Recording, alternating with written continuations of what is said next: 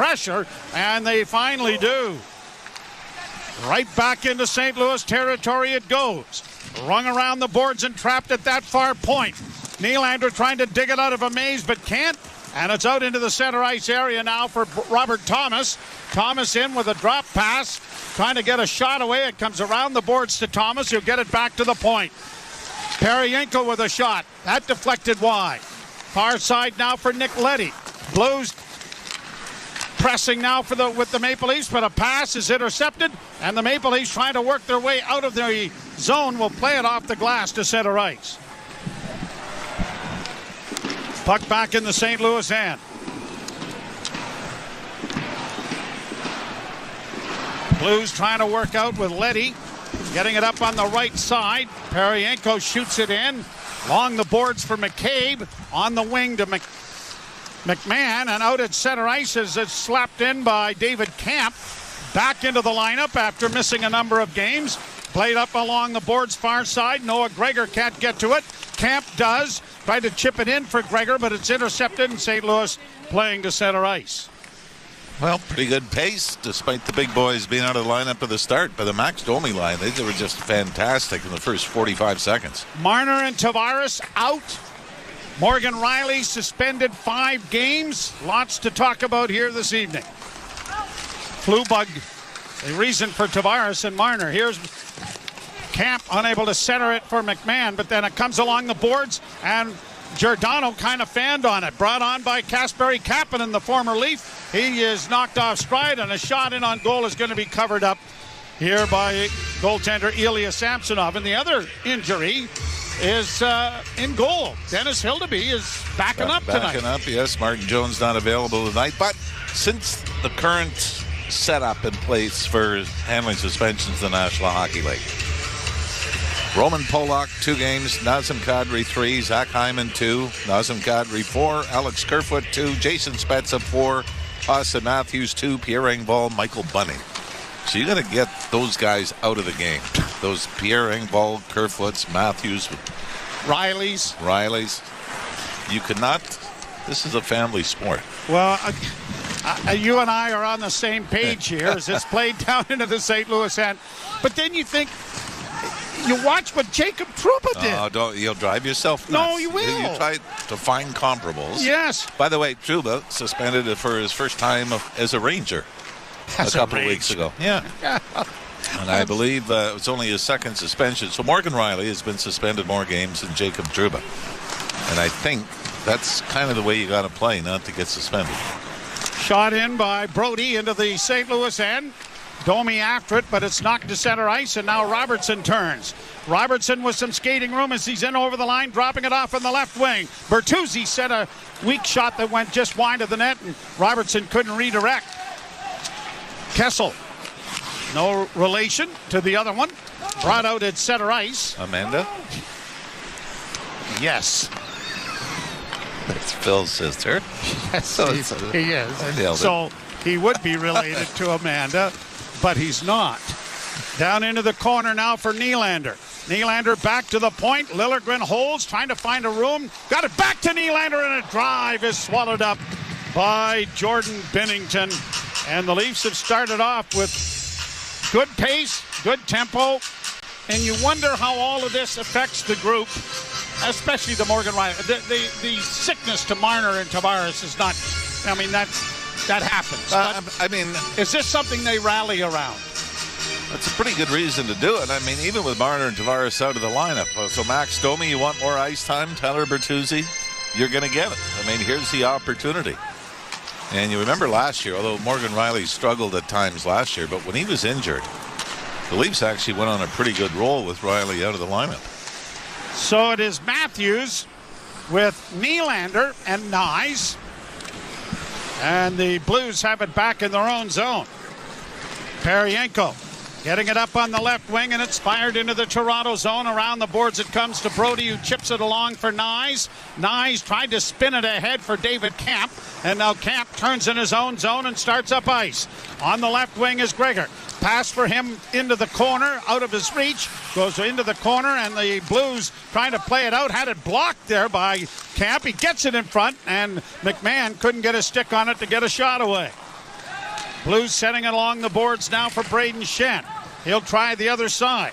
St. Louis, 6 straight wins against the Maple Leafs and are 9-2-1 overall in their last 12. Now a jam play and scores! Bobby McMahon comes right out of the corner.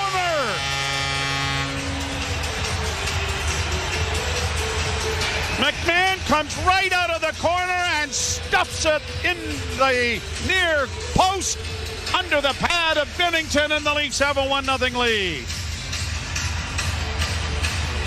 First in 9 games for Bobby McMahon, as he, like Kemp and Noah Gregor, elevated to the third line with all the absentees.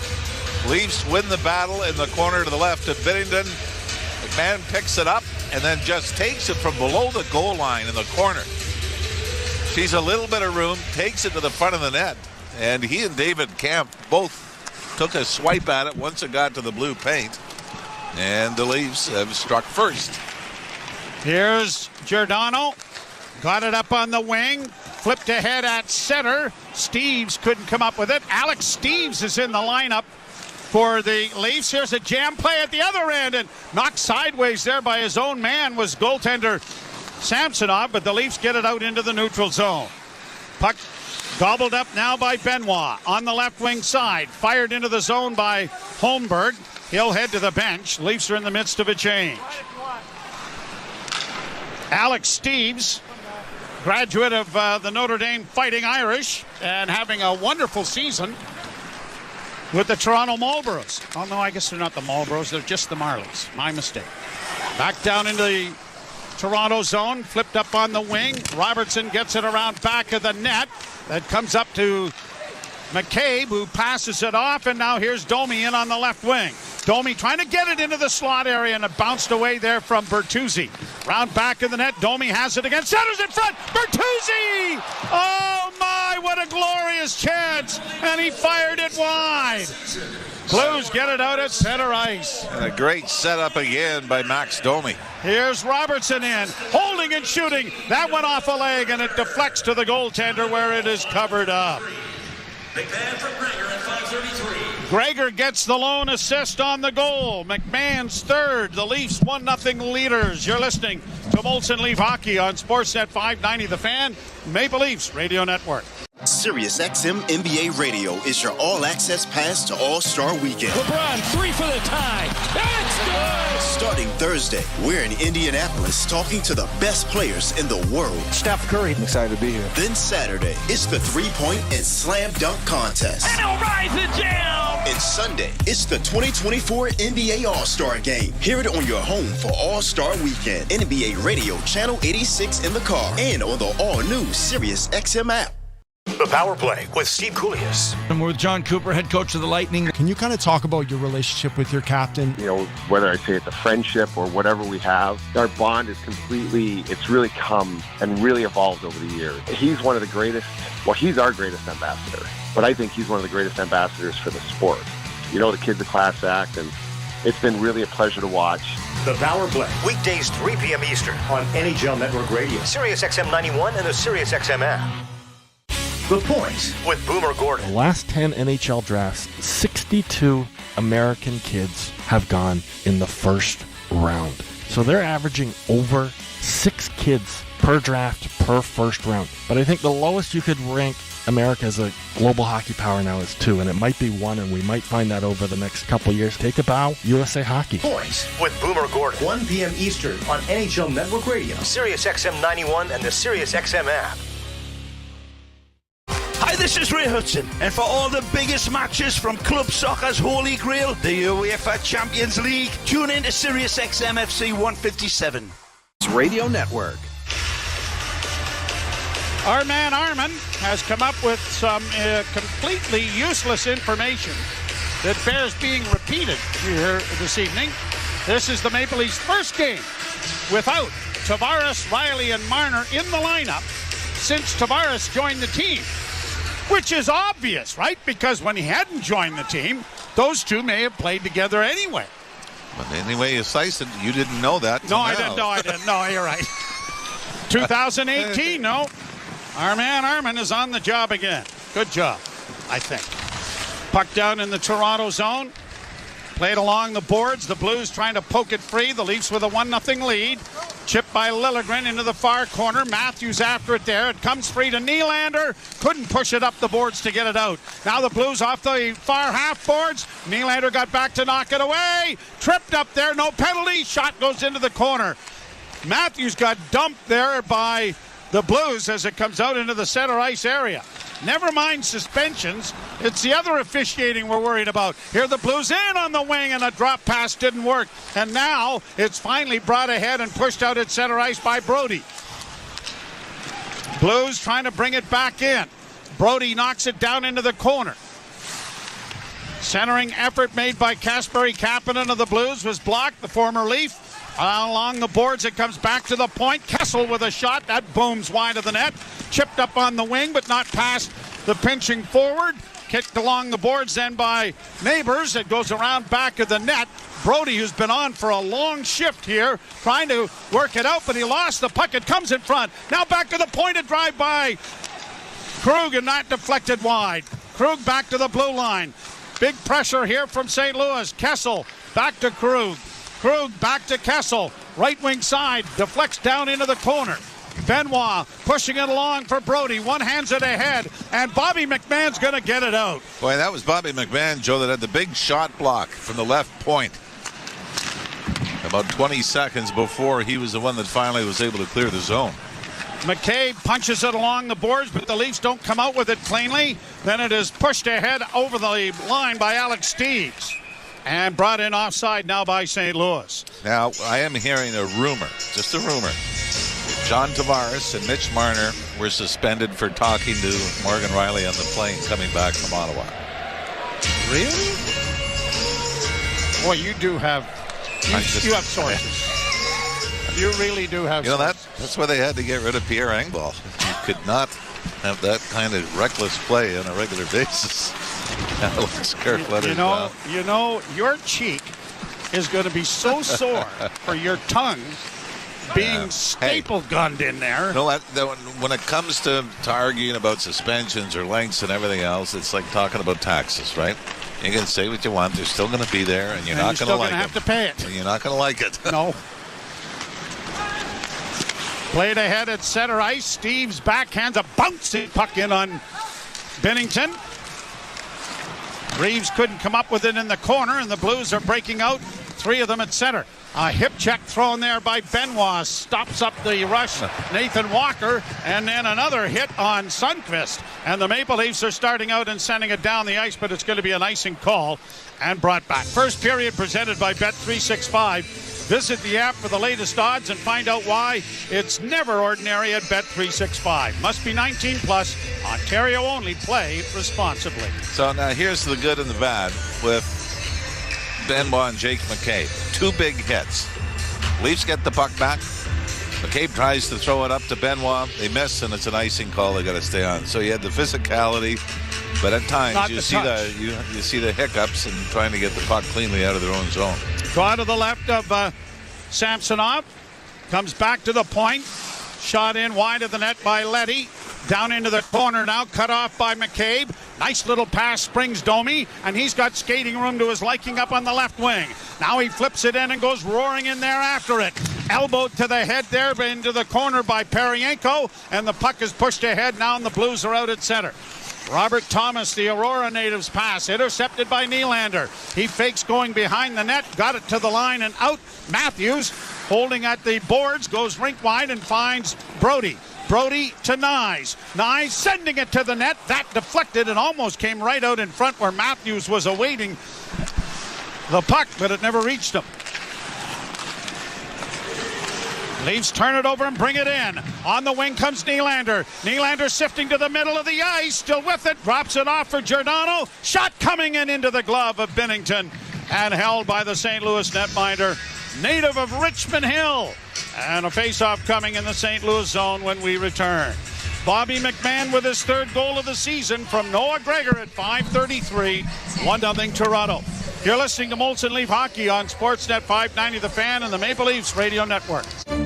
There are many peculiar words in the English language. Words like solivigant, peregrinate, nemophilus, peripatetic, and conviviality. Yet, there is no word for getting the most out of winter in your Subaru, thanks to symmetrical full-time all-wheel drive and X-Mode. Until now. We call it unhibernate. As in, while your neighbors stay home, you'll be unhibernating all winter in your Subaru. So peregrinate to your local Subaru dealer today, and welcome to uncommon winter confidence.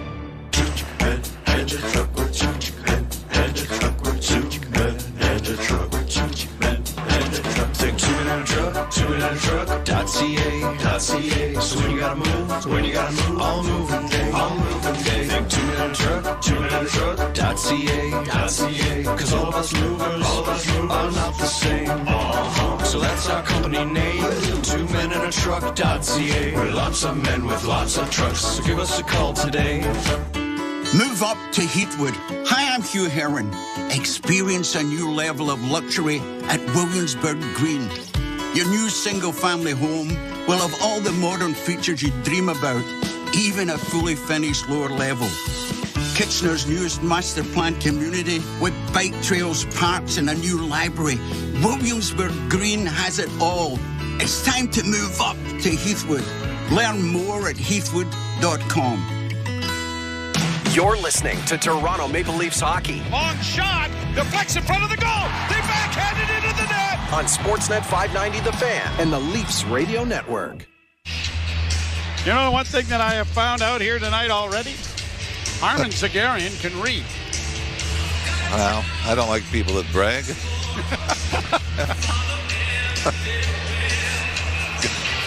Better get out of broadcasting then. Face-off won by the Leafs. Near boards, Nylander centers, and Nyes couldn't knock it out of the air. Kept in at the blue line, punched down the boards there by Lagesson. Lagesson trying to kick it free. It came in front, but it's onto the stick of Matthew Kessel, who gets it out at center. Good back-checking by Nylander, deflects the pass away. Giordano getting it freed up now for Matthews. He's just going to elevate it high to center ice. Knocked down, but carried back in by Matthews, and then he had it knocked away just as he hit the blue line. Then it goes off his skate again, and no one there to take advantage of it. Leafs are changing. The Leafs still have only given up one shot on goal. 8:25 to go here in the first period. Kessel gets it ahead, and now here's Bertuzzi. Breakaway in on goal. Deeks fast. Oh, and Binnington got a right pad down and made the save. Two great chances here in the first period for the Sudbury native, and he hasn't been able to get it past Binnington. 18 games since Tyler Bertuzzi has found the back of the net, and it's counted. He's had 2 called back in that stretch. I was going to say legally. No. Brought out by the Leafs to center, chipped high. It's going to reach the net, go out of play. I will say this, though, and the only thing I'll say in the suspension. Don't say that the first-time offender or repeat offender matters. It does not. Jason Spezza was given a 6-game suspension. First time in, an 18-year career he was suspended. 6 games. Gary Bettman actually knocked it down to 4 on the appeal. But those 2 games were not played because the suspension went through, and then but he got some money back. Got some money back. So 6 games for Jason Spezza of all people. So that's why nothing, technically, should Tom Wilson not be suspended 40 games for every being a repeat offender? Shot from the point was blocked by one of the St. Louis players. That was Kasperi Kapanen, who's gone to the bench. If he was able to continue, he had a breakaway. But he went down and got clipped, I think, in the face. Now into the corner and around back of the St. Louis goal. Chipped up by Shen to center, and the Leafs go back into their own end. Brody off on the wing for his defense partner. Liljegren couldn't get the puck in deep. Blues turn it over in neutral ice. Leafs back in their own zone. Noah Gregor to the near side with skating room, and shot in by Brody. Binnington out of the goal to play it along the boards. Got it past David Kamp's outstretched glove, and then Binnington tripped and fell, getting back into the net. Back come the Blues. Thomas in with a shot, steered wide to the far side by Samsonov. Down into the corner. Matthews trying to tie up his man, but the puck comes free and the Blues send it around into an open corner, and Benoit gets there first for the Leafs to get it ahead for Nyes. Rink wide pass Nylander in across the line, trying to drag the foot to stay onside was Matthews, but it is ruled offside by one of the linesmen, who are Scott Cherry and Travis Gollitz. Ghislain Hebert and Michael Markovic are the referees. And if you think, going back to the Morgan Riley incident, the suspension, if you think that's a first-time thing that's happened in the National Hockey League, you're wrong. There have been responses to excessive celebrations. You might remember Artem Anisimov scored a goal for the Rangers, shorthanded against Tampa, and then got down on one knee and did like the rifle shot at the goaltender. 5-on-5 brawl. That broke out. So this isn't something that's new. There was an incident between the Sharks and Flames years ago. Turnover in the Leaf zone, trying to shoot it, and went wide of the net. Finish your thought, Jimmy? Korolyak, I believe his name. He did the same thing. Stopped, pulled up, then put it in. And eventually his teammate Dan Hamhuis got this snot kicked out of him by, I believe it was Chris Simon was on the ice for Calgary. You know, that is always a very graphic way of explaining it. Very accurate. Well, not the most accurate way to put it, but no. For the listening audience, that's what we got to go with. Played along the boards in the Leaf zone, back of the net. Giordano sending it off the wall. It's deflected down into the St. Louis end, but off a Blues player. No icing. 5:40 to go first period. 1-0 Toronto. A goal from Bobby McMahon. Secondary scoring, well, it's going to have to happen tonight because there isn't any first string. A lot of the first string's not around. Played into the corner, down around back of the net. Blues with it now. Saad trying to get it back to the point. A shot blockered away nicely there by Samsonov. Puck into the near corner. Chipped along and tipped ahead, and out comes Domi. Maxis to center. He's in across the line, dropped it for Bertuzzi. Bertuzzi missed it. It's played around back of the net. He steals. Couldn't get it out in front of the net, and he had Robertson right there. Blues send it back to the Leaf blue line, and the Leafs are there to recover. Up ahead for Robertson, who's heading to the bench for a change. Tyler Bertuzzi with a couple of great scoring chances, including a breakaway from the blue line in. But it's still 1-0 Toronto. Down the boards. Camp knocked down. Puck comes to the line. Benoit, nice play to keep it in for Noah Gregor. Gregor circles the goal on his backhand. Still with it. Now cycles it back down into the corner for McMahon. McMahon back for McCabe, but it bounced over his stick, but he had good support back there, and Gregor's filling in for him. And so the Leafs are able to get back into their own zone without incident. Played ahead for McMahon. Now to David Camp. Camp sifts to the far wing. Backhands it in deep. He's heading to the bench as well. 4 minutes remain in the first period.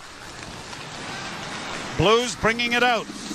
Krug to the right wing side for Robert Thomas. Shot down into the Toronto zone. Thomas leads the Blues in scoring. Pass intercepted nicely by Nyes. Fed ahead for Nylander. Across the line and sifting to the middle of the ice. Back in for Nyes. Couldn't handle it with his skates. Gets it off to Matthews. In front of the net now for Brody. It comes back to Nylander. Nylander curls a pass. Scores! Deflection in front of a Blues player. And William Nylander makes it 2-0.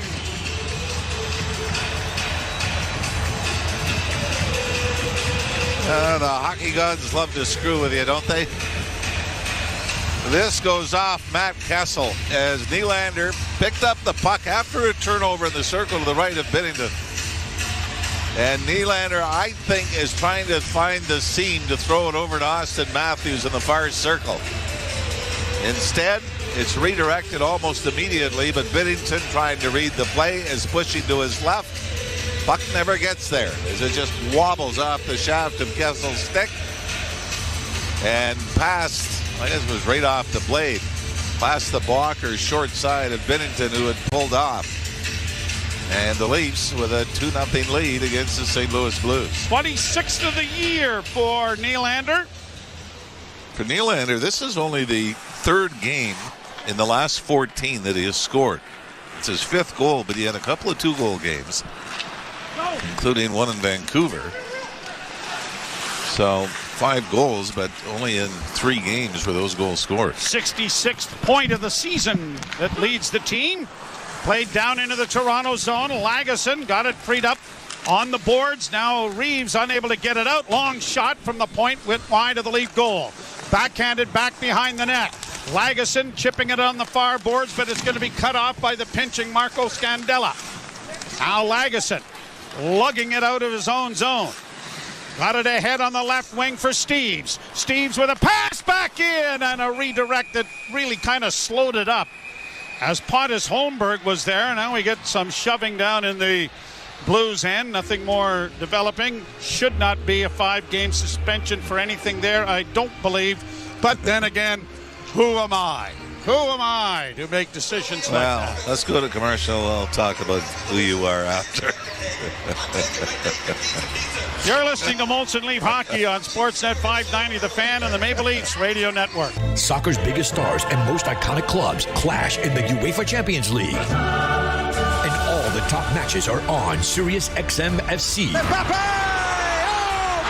It's now or never for Kylian Mbappe and PSG in their quest for European glory. But they face a tough test in Real Sociedad. Goal! Real Sociedad in front. PSG, Real Sociedad, tomorrow at 3 Eastern on Sirius XM FC 157 and the all-new Sirius XM app.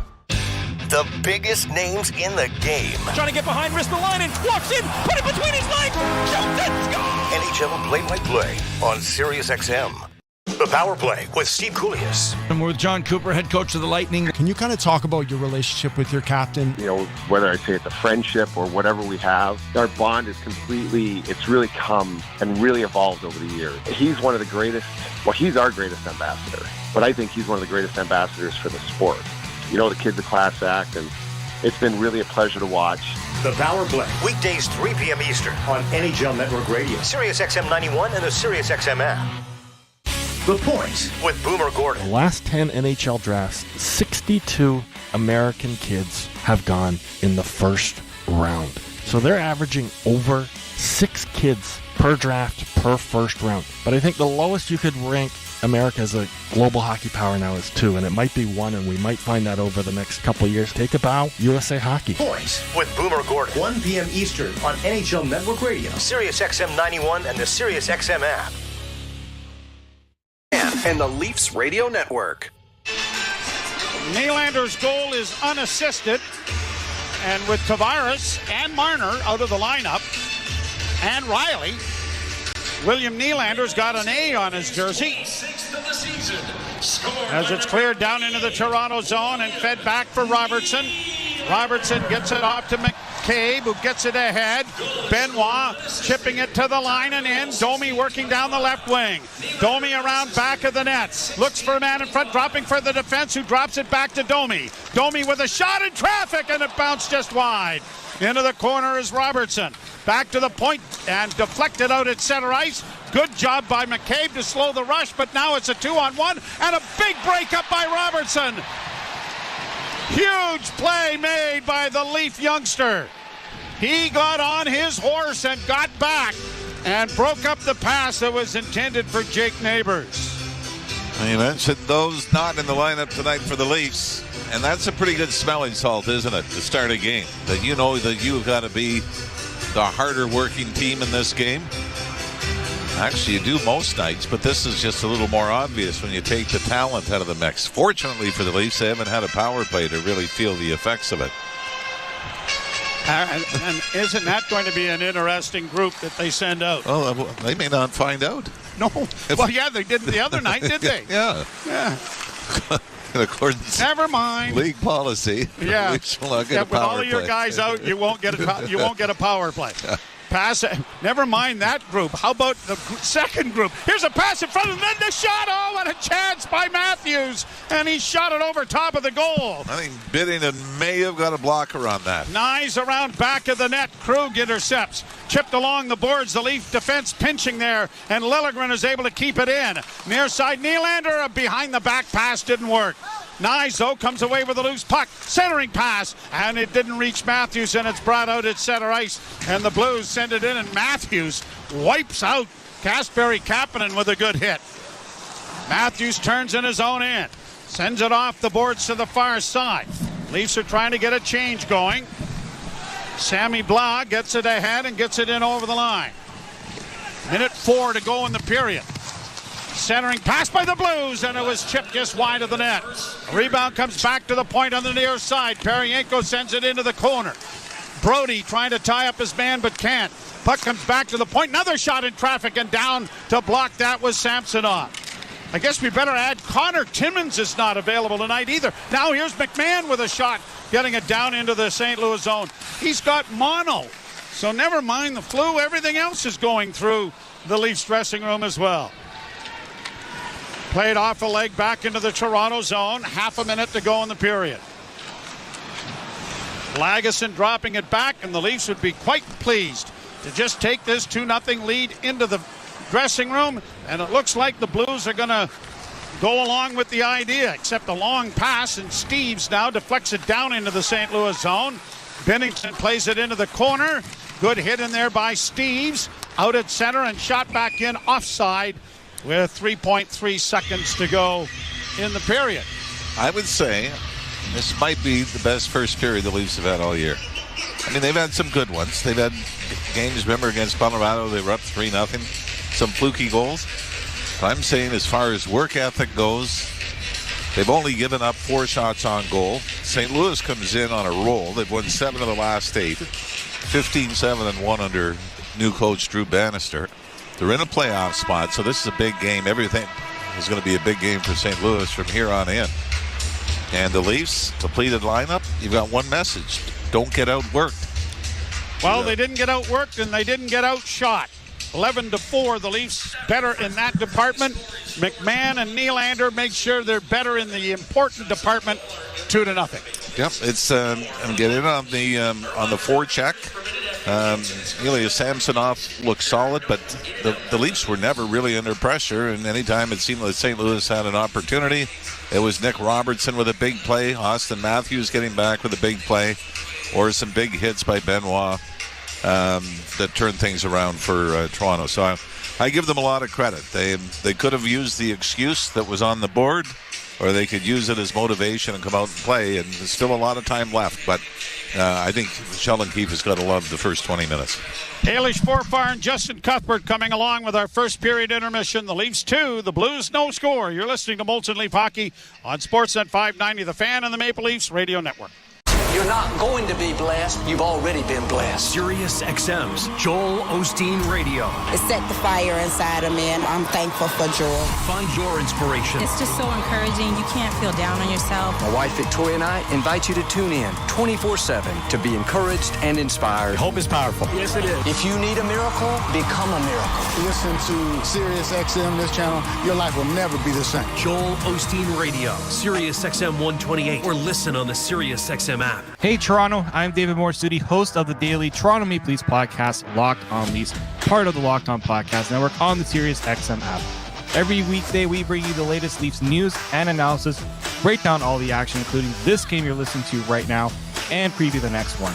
We're giving you everything a Leafs fan could want, all in a daily 30-minute podcast. Download Locked On Leafs right now on the Sirius XM app, available with all trials and popular plans, or where you get your podcasts. Search Locked On Leafs. From in the crease to in the locker room. Mr. Rick Tocchet, if you're taking a mix of coaches you had the best of, what is that mix for Rick Tocchet? Scotty Bowman behind the bench, tactician. Mike Keenan, a lot of stuff that coaches do now, he did. Jim Schoenfeld, the father figure. Mike Sullivan. I still talk to guys like Craig Berube, Travis Green. So, there's a mixture, and then you got to find your own niche, right? Sirius XM, NHL Network Radio. Sirius XM 91. And on your schedule with the Sirius XM app. From in the crease to in the locker room. Sometimes a goalie's style fits certain teams better, and I think the way Adin Hill plays fits the Vegas Golden Knights, the way Bruce Cassidy wants to coach defensively perfectly. He's a monster of a guy. He works really hard. He doesn't give up bad goals. He is a grinder. He's a worker, and it just seems to fit. Sirius XM, NHL Network Radio. Sirius XM 91. And on your schedule with the Sirius XM app. Under review. The National Hockey League, it's the #1 league in the world. It's a tough league. It's not shinny. I never wanted to become a league where the stars get an extra step or two. And there is a real divide with some people who go, the NHL doesn't do enough for its stars.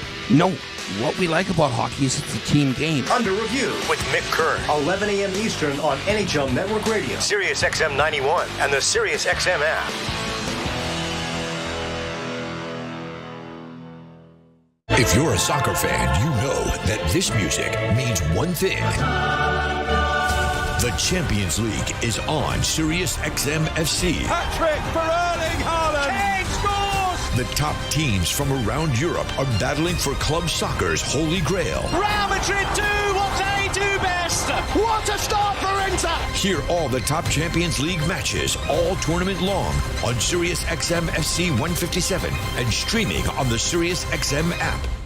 Hi, this is Ray Hudson, and for all the biggest matches from club soccer's holy grail, the UEFA Champions League, tune in to Sirius XM FC 157. The best hockey lives here. Burns gets it back, stick handles to the backhand, moves in front, score! NHL play-by-play on Sirius XM. Hockey lives here. Suzuki sweeps it. There's a chance. Reno Caulfield shoots and scores. NHL play-by-play on Sirius XM. Join me, Scott Laughlin, and Gord Stellick, along with former NHLer Mike Johnson for NHL Morning Skate. Weekday morning, 7 a.m. Eastern on NHL Network Radio, Sirius XM 91. Leafs Radio Network. Couldn't handle it with his skates. Gets it off to Matthews in front of the net now for Brody. It comes back to Nylander. Nylander curls a pass. Scores! Deflection in front of a Blues player. And William Nylander makes it 2-0. Welcome back to Molson Leafs Hockey on Sportsnet 590, The Fan and the Maple Leafs Radio Network. Eilish Forfar and Justin Cuthbert here for your intermissions. Maple Leafs up 2-0 on St. Louis Blues after what seemed to be one of their best periods, first periods of the season, with a skeleton of a lineup. And maybe that's just what needed to invigorate this team to come out strong. It can be motivating, right? When you are without the likes of Morgan Riley and John Tavares and Mitch Marner, like there's an added incentive. There's a little extra that a lot of guys bring when their backs are up against the wall in the way that the Maple Leafs backs were put up against the wall with some pretty unfortunate pregame news. And of course, the decision on Morgan Riley, but to a man all across the lineup, the response was there. That was a really, really good period for the shorthanded Toronto Maple Leafs, basically giving up nothing to the Blues offensively and creating a reasonable amount offensively and getting rewarded with 2 goals. One of them was a pretty fortunate bounce, but you'll take it nonetheless. And listen, they could have had more than 2 in that period. Tyler Bertuzzi had 2 awesome chances and remained snake bitten. But by and large, I mean, you can't submit a single complaint for that period if you're a fan of the Toronto Maple Leafs, because shorthanded, they delivered and played as good as you would expect with a full deck of cards. I'm starting to feel bad for Tyler Bertuzzi because he's actually giving 100% effort on these plays. He is grinding through this slump, which has become way too long for a guy getting paid that much money, right? Of course we know that. He's had 2 prime opportunities to score in the first period, misses the net on one, misses a breakaway on the other. I saw a funny tweet. It was like, Dennis Hill to be higher than Bertuzzi in the shootout order at this point to go down on a breakaway. And he's trying. It can get difficult if you're a guy that's in a slump who's supposed to be a performer like him on a 1-year deal looking.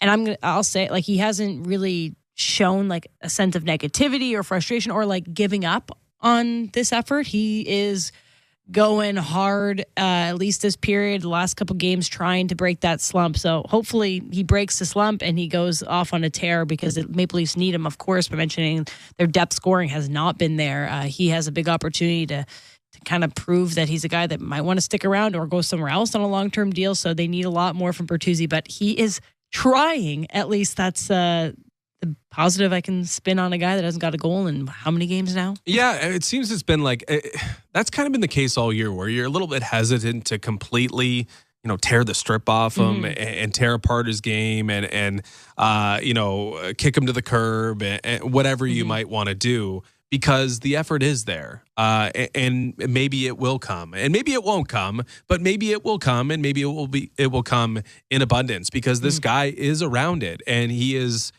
creating enough opportunities at this point where it seems almost impossible that he's not putting the puck in the net every now and then. But he is just ultimately snake bit right now to the nth degree. And you just hope that it does come, and you'll hope that when it does come, if it does come, that it's going to snowball a little bit for him, because that's generally how it works. Like, you could talk about, contract years, and guys are always, you saved your best performance for that. Well, usually you don't save your worst performance for a contract year, but right now he's in that position. But again, too good of a hockey player to be completely shut out. And if it all comes at the end of the season or when Morgan Riley's unavailable, well, then maybe it'll really, really help the Maple Leafs when it matters the most. I will say it looked like Robertson had elevated a lot tonight. He had this really great back check hustle play where he broke up an opportunity, an odd man rush. Obviously, Bobby McMahon gets on the scoreboard. Like, these are guys that depending on how long this illness goes through, or even just tonight, they're going to be asked to do a lot more when you have one top heavy line and the rest kind of looking bare bones. So good effort from them. Obviously, William Nylander getting the goal, even though it did reflect off someone else, but hopefully we see a little bit more depth scoring. But honestly, I thought that first period was going to go a completely different way. So I will eat some crow. And Maple Leafs lead 2-0 against a really red-hot St. Louis Blues team with no injuries, no one out of the lineup. Yeah, and listen, the Maple Leafs have looked like a completely different team, good and bad, after an intermission. So I think in order to stack, if you can stack 3 periods together like that, well, that's a brilliant start, clearly, to Morgan Riley's absence. And, of course, the one game that we know they'll be without John Tavares and Mitch Marner. But, again, I think the objective will be pretty clear for the Blues coming out, and the Maple Leafs are going to have to give a little extra in order to maintain what they've done through 20 minutes. Yes, this Maple Leafs team can be varying levels of, engaged. So we'll see if they come back in the second period with the same level. We'll take a quick break on the other side. We'll do an out-of-town scoreboard, and a former Leaf is meeting with another Canadian team. A team that likes Leafs. So it's, that's our tease on the other side of the break. You're listening to Bolton Leafs Hockey on Sportsnet 590, the Fan of the Maple Leafs Radio Network. Every year, fans debate over the draft. Who's going first? At Chuck's, they already know. The top draft choice is that icy cold 18-ounce Molson Canadian you're holding, and it's just $4 at Chuck's during Leafs games. No wonder that at draft time, Canadians are always in high demand. Chuck's Roadhouse Bar and Grill. Food the way it ought to be. Price the way it used to be. Today, when it comes to following sports, a basic box score just won't cut it. Get the stats behind the stats with NHL Edge. So you won't just see Makar's time on ice. You'll see where he spent it. You won't just know Matthews scored. You'll know how hard he shot it. And you won't just get OV's shot total. You'll know where he shot it from. Even if they're all from the same place. Know more about every stat, every shift, and every star with NHL Edge. Unhibernate, a verb. To laugh in the face of snow because you drive a Subaru. As in, when I unhibernate, I have the roads all to myself because my Subaru has symmetrical full-time all-wheel drive and others don't. Or, the award-winning safety in my Subaru means I can unhibernate all winter while my neighbors stare longingly from their bedroom windows. Or my favorite usage, I am going to unhibernate this winter by visiting my local Subaru dealer today. Welcome to Uncommon Winter Confidence. Think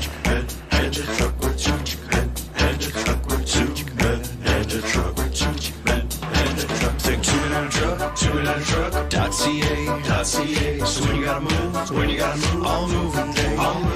Think two-man-truck.ca. Cause all of us movers are not the same. So that's our company name, 2menintruck.ca. We're lots of men with lots of trucks, so give us a call today. At Bet365, we don't do ordinary.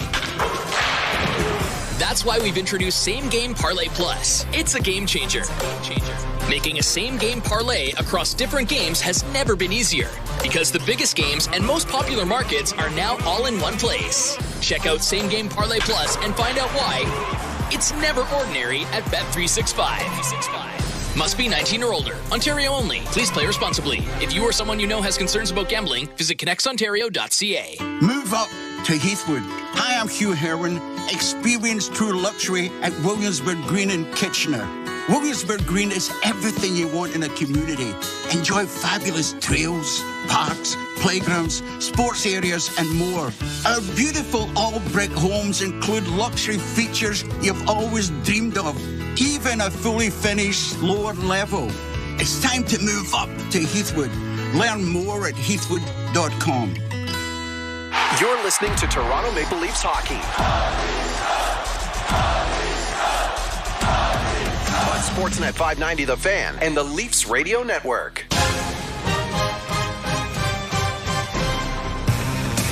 Welcome back to Molson Leafs Hockey on Sportsnet 590 The Fan and the Maple Leafs Radio Network. Leafs lead 2-0 after 20 minutes.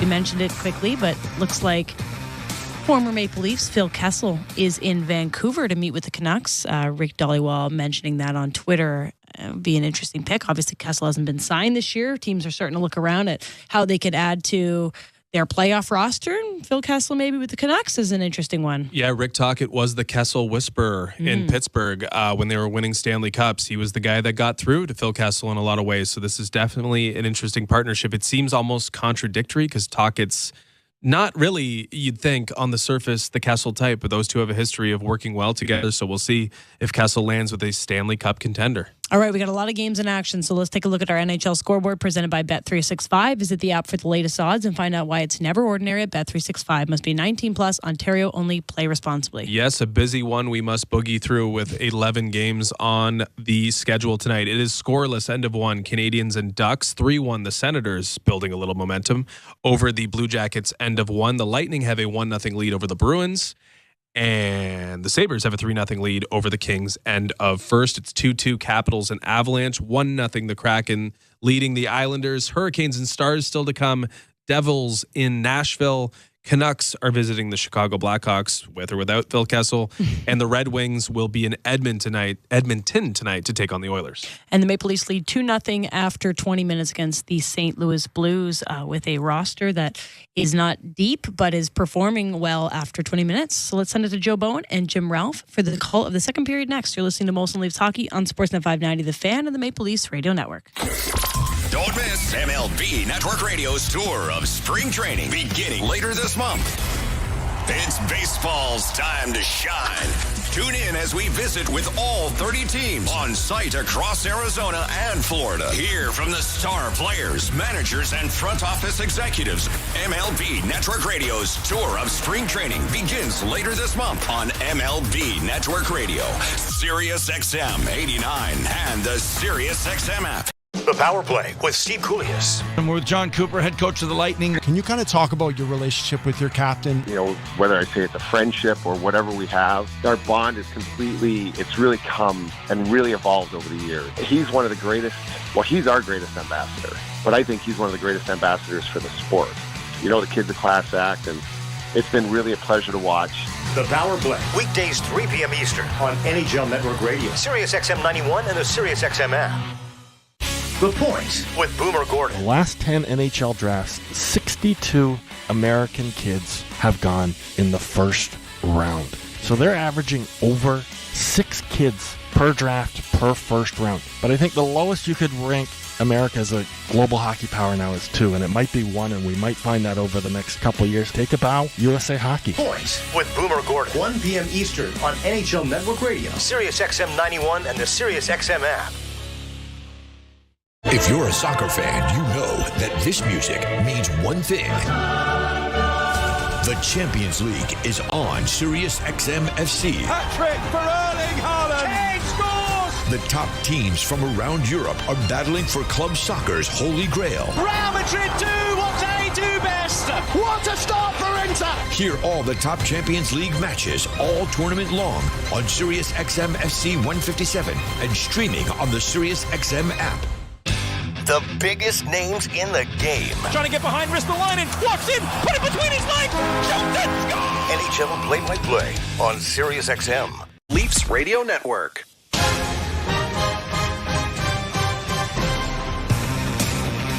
Solid first period for the Toronto Maple Leafs, and they are rewarded with a couple of goals. Bobby McMahon from Noah Gregor at 5:33, and then William Nylander catches a huge break, deflecting the puck in off Matthew Kessel And at 16:25, Nylander, with his 26th of the year, escalates the lead to 2-0. The Leafs dominate the period. 11-4 the shots on goal favoring Toronto, and they are rewarded with a 2-0 lead. Really, for Ilya Samsonov, it was nice for him to be rewarded with a period like that as well, wasn't it? Because when he came back after his sabbatical, 3 games he played against Seattle and the back-to-backs against Winnipeg before the All-Star break. Ilya Samsonov might have been as good as we've ever seen him in a Leaf uniform. Not quite as good the 2 starts after, but in this game, the start anyway, only they've adjusted it, haven't they? 3 shots against. Oh, wow. In the opening period. The Leafs are down to 10. Stand corrected.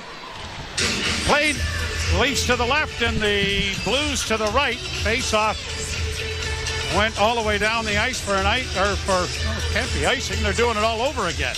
Anyway, ready to drop the puck. And the puck is dropped. 4 seconds off the clock when they did it. Shot down into the Blues' end. Binnington makes a pass up into the slot area, and the Blues are going to get it out. And then an errant pass sends it down the ice, and icing's going to be called here against St. Louis, and it'll come back into the Blues' end. The Leafs with a record of 26-16-8, 60 points, 2 more than the Blues have. The Leafs are 14-6-6. The Blues are 13-12-1 on the road this year, which is kind of interesting. And Toronto at home, 12-10-2. On the road, 14-6-6. You wonder why. Along the boards, Nyes, far side, on to Nylander. Weaves in on the right side to make a pass there for Matthews, but it was intercepted by the Blues, and they play it back in with Buchnevich getting it into the slot, trying to roll it in front, and it's knocked away. It'll come to the blue line. Leddy holding, walking the line, can't send it to the net. Played off the boards and up on the near side, and just chopped out at center ice by Nylander. David Camp forces the situation all the way back behind the St. Louis goal to allow the rest of his mates to change. Leddy plays it high into the Toronto zone. Pushed out at center ice for Noah Gregor. Gregor makes a nifty move to get in. Out circles with the puck. Rink wide into the far corner. McCabe thought better of chasing after it, and a wise choice. Played back out at center ice by St. Louis.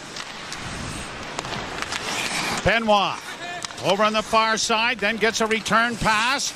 Benoit trying to one-hand it ahead for Camp, and does, and Camp sends it the rest of the way into the St. Louis zone. Binnington into the corner for Paryenko, and the Blues, Leddy, now getting it up on the wing for Shen. Shen tries to chip it in front of the net.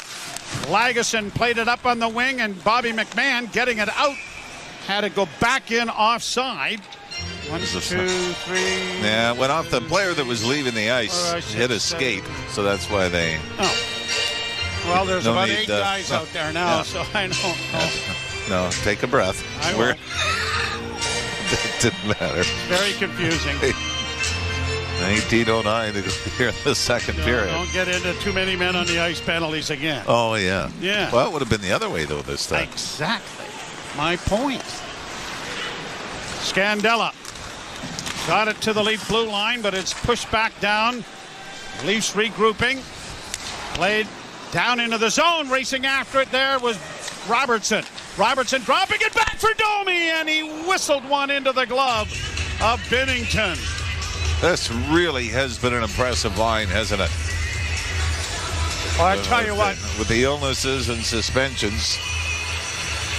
I don't think Max Domi can shoot the puck any harder than he did right there. No, it was pretty long range. It was above the top of the circles, but Jordan Binnington was able to see it. But you like it. The only thing I would say, though, Joe, you had Tyler Bertuzzi was more off to the side. You want him to get out of this goal drought or goalless drought, you want him to go right to the top of the crease in front of the goaltender. Leafs get a turnover in the far corner. Played back to the point by Holmberg.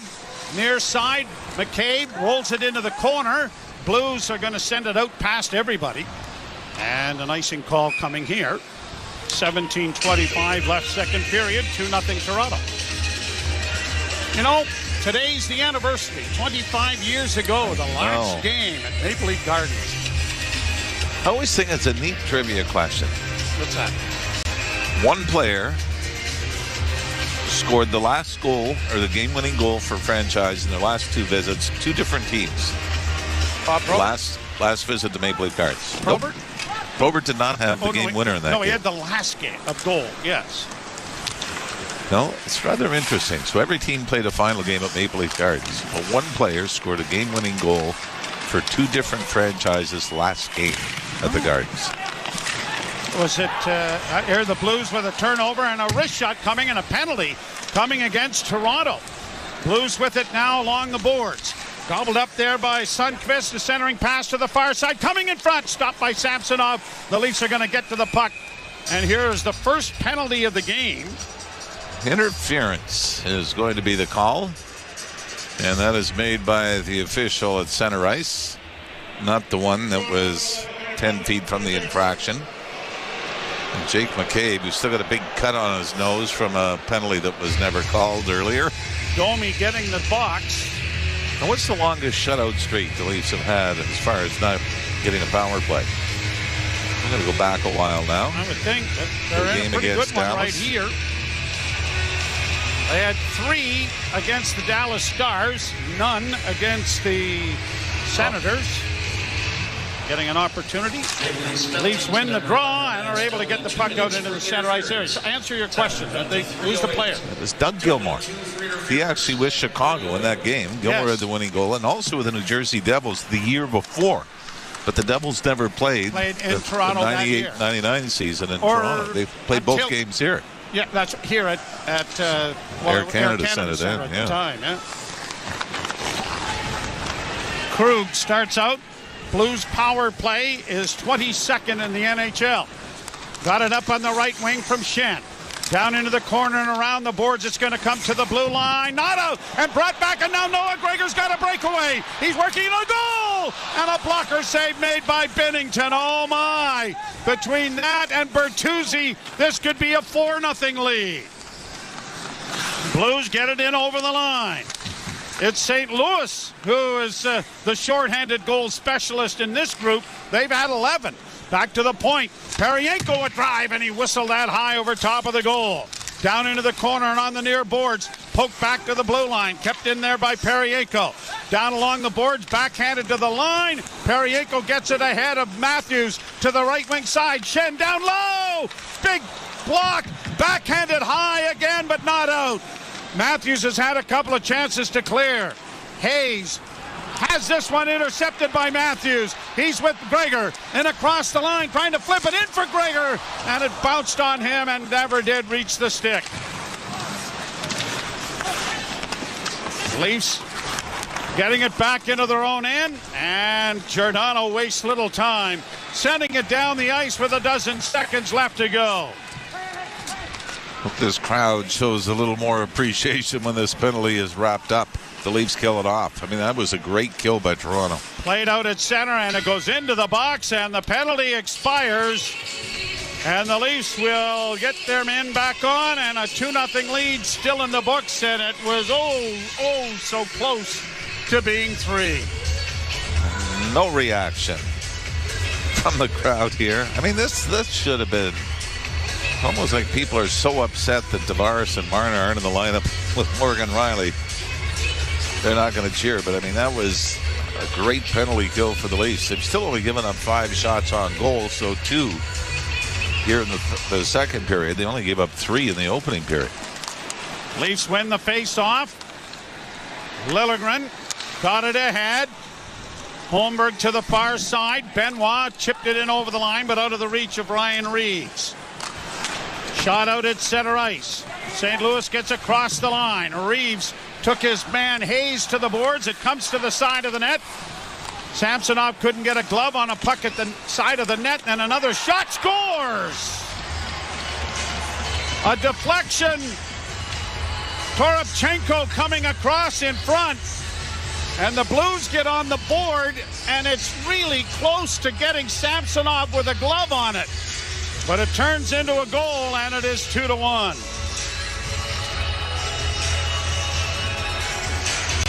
puck is shot from the right wing dot, and judging by the reaction, it was redirected by Toropchenko right in front of Ilya Samsonov.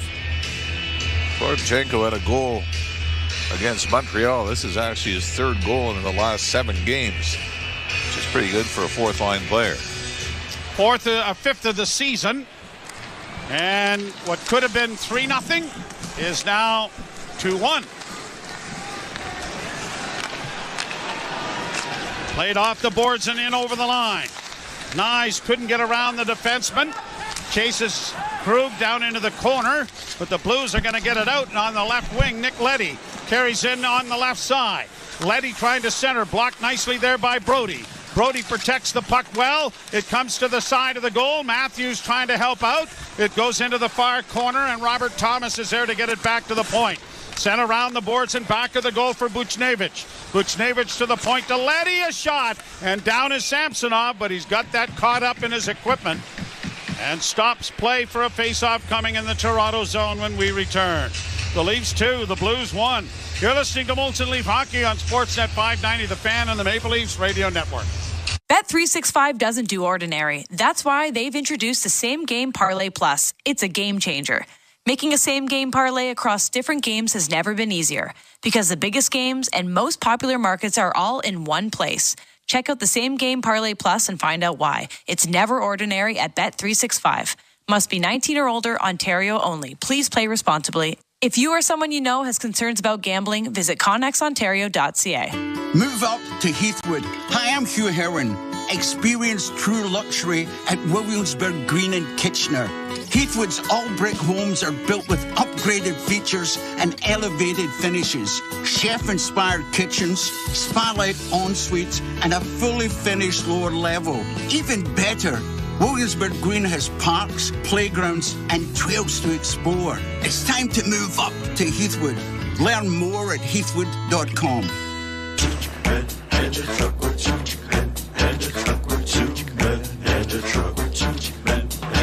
Think two-wheeler-truck.ca. So when you gotta move, all moving day. Think two-wheeler-truck.ca.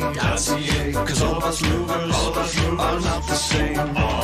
So that's our company name, 2menintruck.ca. We're lots of men with lots of trucks, so give us a call today.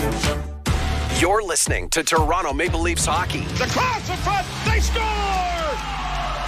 On Sportsnet 590 The Fan and the Leafs Radio Network. The Leafs 2 and the St. Louis Blues 1 here in the second period. Scotiabank Arena, the Leafs bit of a homestand here. The Philadelphia Flyers, the much improved Philadelphia Flyers, in town Thursday night. We'll be with you at 7 o'clock from Scotiabank Arena. Well, nobody said it would be easy. No. Did they? Who was the little guy? Oh, sorry, go ahead. I was going to say, the Leafs have struggled so much for teams that are outside the playoff picture.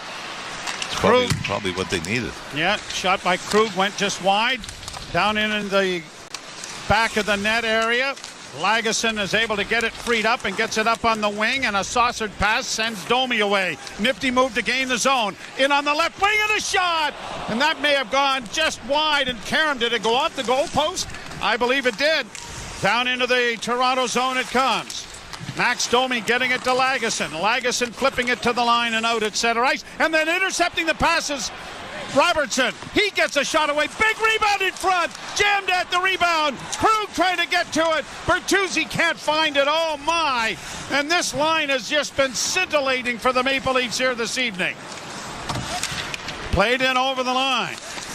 Noah Gregor couldn't come up with it. Blues bring it back to the line and in. Working up on the right wing and backhanding it along the boards. McCabe was able to block it, and David Camp comes away with the loose puck and finds McCabe again. What a scramble that was, wasn't it?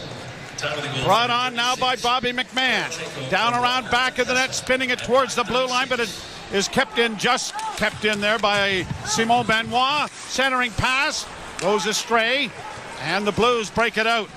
Hayes coming through center. Kevin Hayes working to the top of the circle. Got it in on a backhand. Swallowed up by Samsonov off the stick of Braden Shen. That is Samsonov's best of the night. Braden Shen coming off the goal line to his right, forehand, backhand. And I think tries to tuck it upstairs. Max Domi is a game star at this point. Oh, he's been outstanding. I mean, that whole line has been good. And I think Nick Robertson is... They haven't been rewarded. Yeah. See that one shot off the... Oh, by the way, it was Tyler Bertuzzi at the crossbar. As the slump continues in the most spectacular fashion. Played up on the wing for Nylander, trying to get around one defenseman, pulls up, drops it back to the point and a shot, and that was deflected in front of the net and it went just wide. Nyes was right there. Nylander again getting it back to the blue line. It's going to roll down the ice and way out of the goal comes Samsonov, banking it off the boards and missing it, and then the shot is sent to the net and Samsonov dives and is able to deflect it away.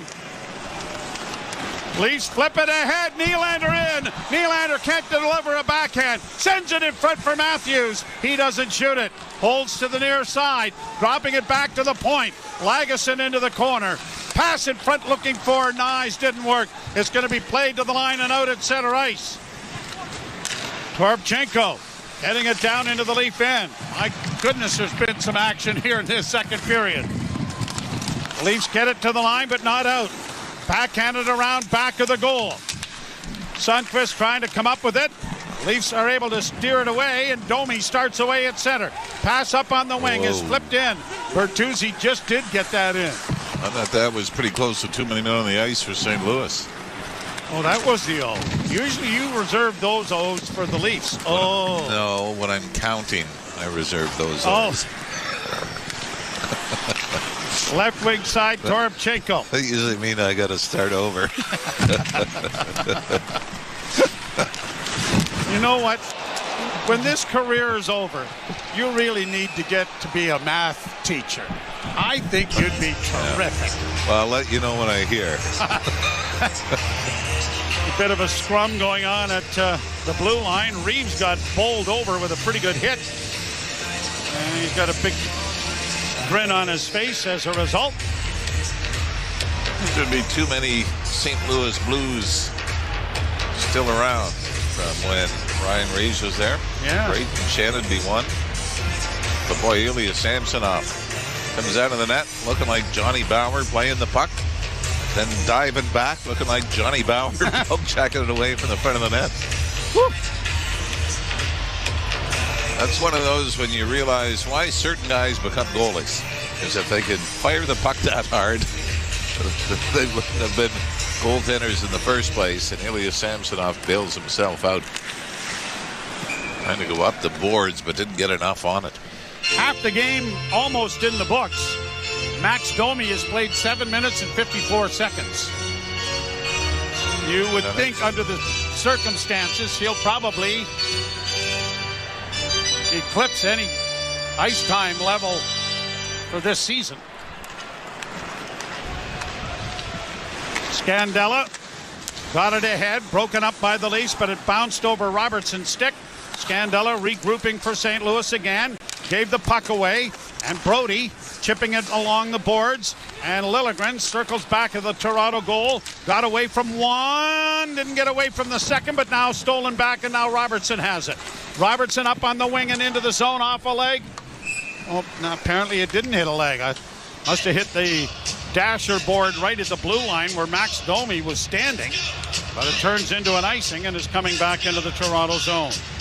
Well, you're talking about the ice time for Max Domi. His season high in ice time so far, 16 minutes and 53 seconds. You'll have... You know what game that was? Saturday against Ottawa. 15:42 before that, but the games before that, you're 10, 11 minutes a night. Shot wide of the Toronto goal. Down into the corner. Domi lost his stick. Liljegren punching it ahead. Now Bertuzzi in a fight for it on the far boards. And Domi is able to deflect it, and Robertson is going to get it out. He plays it off the boards into the St. Louis end. Leafs are changing. Pass intercepted by Nylander coming off the boards, and now Matthews trying to chip it in front of the net to himself, and that didn't work. He comes away with it again to Willie. Nylander back to the point and drive, and a hammered shot there by Giordano. Broke a stick and then a wrist shot is gloved by Binnington off the top of his left pad to stop play and bring a face-off in the zone. I'll tell you, Mark Giordano may have not tried to shoot a puck any harder than he did just then. But it shows you the importance of getting shots through, right? I know it goes off the shaft of a stick, but took away a scoring opportunity. You're listening to Molson Leaf Hockey on Sportsnet 590 The Fan and the Maple Leafs Radio Network. Celebrate the power of black expression. From jazz greats and hip-hop heroes to sports stars and comedy legends. I'm lost, I'm on Martin Luther King. Run! With exclusive Black History Month pop-up channels from the Apollo Theater and Teddy Riley. Are you ready for start time? Plus in-depth interviews, historical deep dives, new shows, and more. What's going on? I'm Kevin Hart, and you don't want to miss my show, Gold Mines, with me, Kevin Hart. Just search Black History Month in the all-new SiriusXM app. Under review. The National Hockey League, it's the number one league in the world. It's a tough league. It's not shinny. I never wanted to become a league where the stars get an extra step or two. And there is a real divide with some people who go, the NHL doesn't do enough for its stars. No, what we like about hockey is it's a team game. Under review with Mick Kerr, 11 a.m. Eastern on NHL Network Radio, SiriusXM 91, and the SiriusXM app.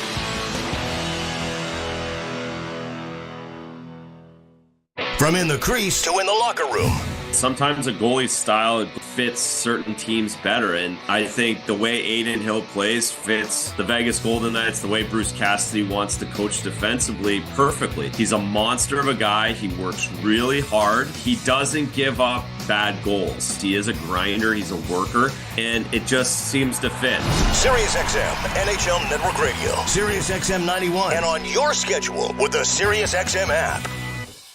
Join me, Gord Stellick, and Scott Laughlin as we recap the night that was on NHL Morning Skate, weekday mornings at 7 a.m. Eastern on NHL Network Radio, SiriusXM 91.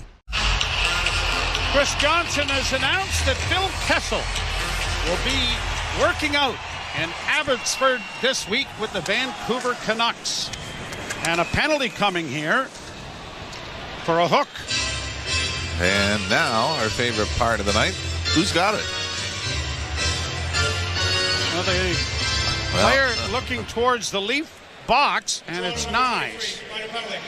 There we go. There we are. Morgan Rielly might have picked up a penalty, too. And this, oh my goodness. You know the best part about this? We just saw the replay on the video board. Man, I mean, this is very similar to the call with 6 minutes left in Ottawa. I mean, if you call it, if that's the standard, fine. But if that's the standard, you've missed 47 others exactly like it already. Wow. Time the penalty, 10-15. Shot down the ice by the Blues. Second power play for St. Louis in this period. And Paryenko dropping it back. Brought on, almost intercepted, and Nylander did intercept it, but couldn't get away. Shen plays it back the other side. Shot coming, and it deflects high and wide of the Toronto goal. Down the boards goes Sundqvist to get it back to the point. It'll come over on the near side now for Hayes. His shot is swallowed up by Samsonov. Top of the crease, making the save, no rebound. Face-off coming in the Toronto end. Willie couldn't pull the puck ahead to get him away. It's like he was trying to pull a dog on a leash. Yeah. And he went. And he's got those two wonderful mutts at home. He didn't know how to do that. He just couldn't control it, or he would have been gone. Although Jordan Binnington is 2 for 2 on breakaways so far in this game.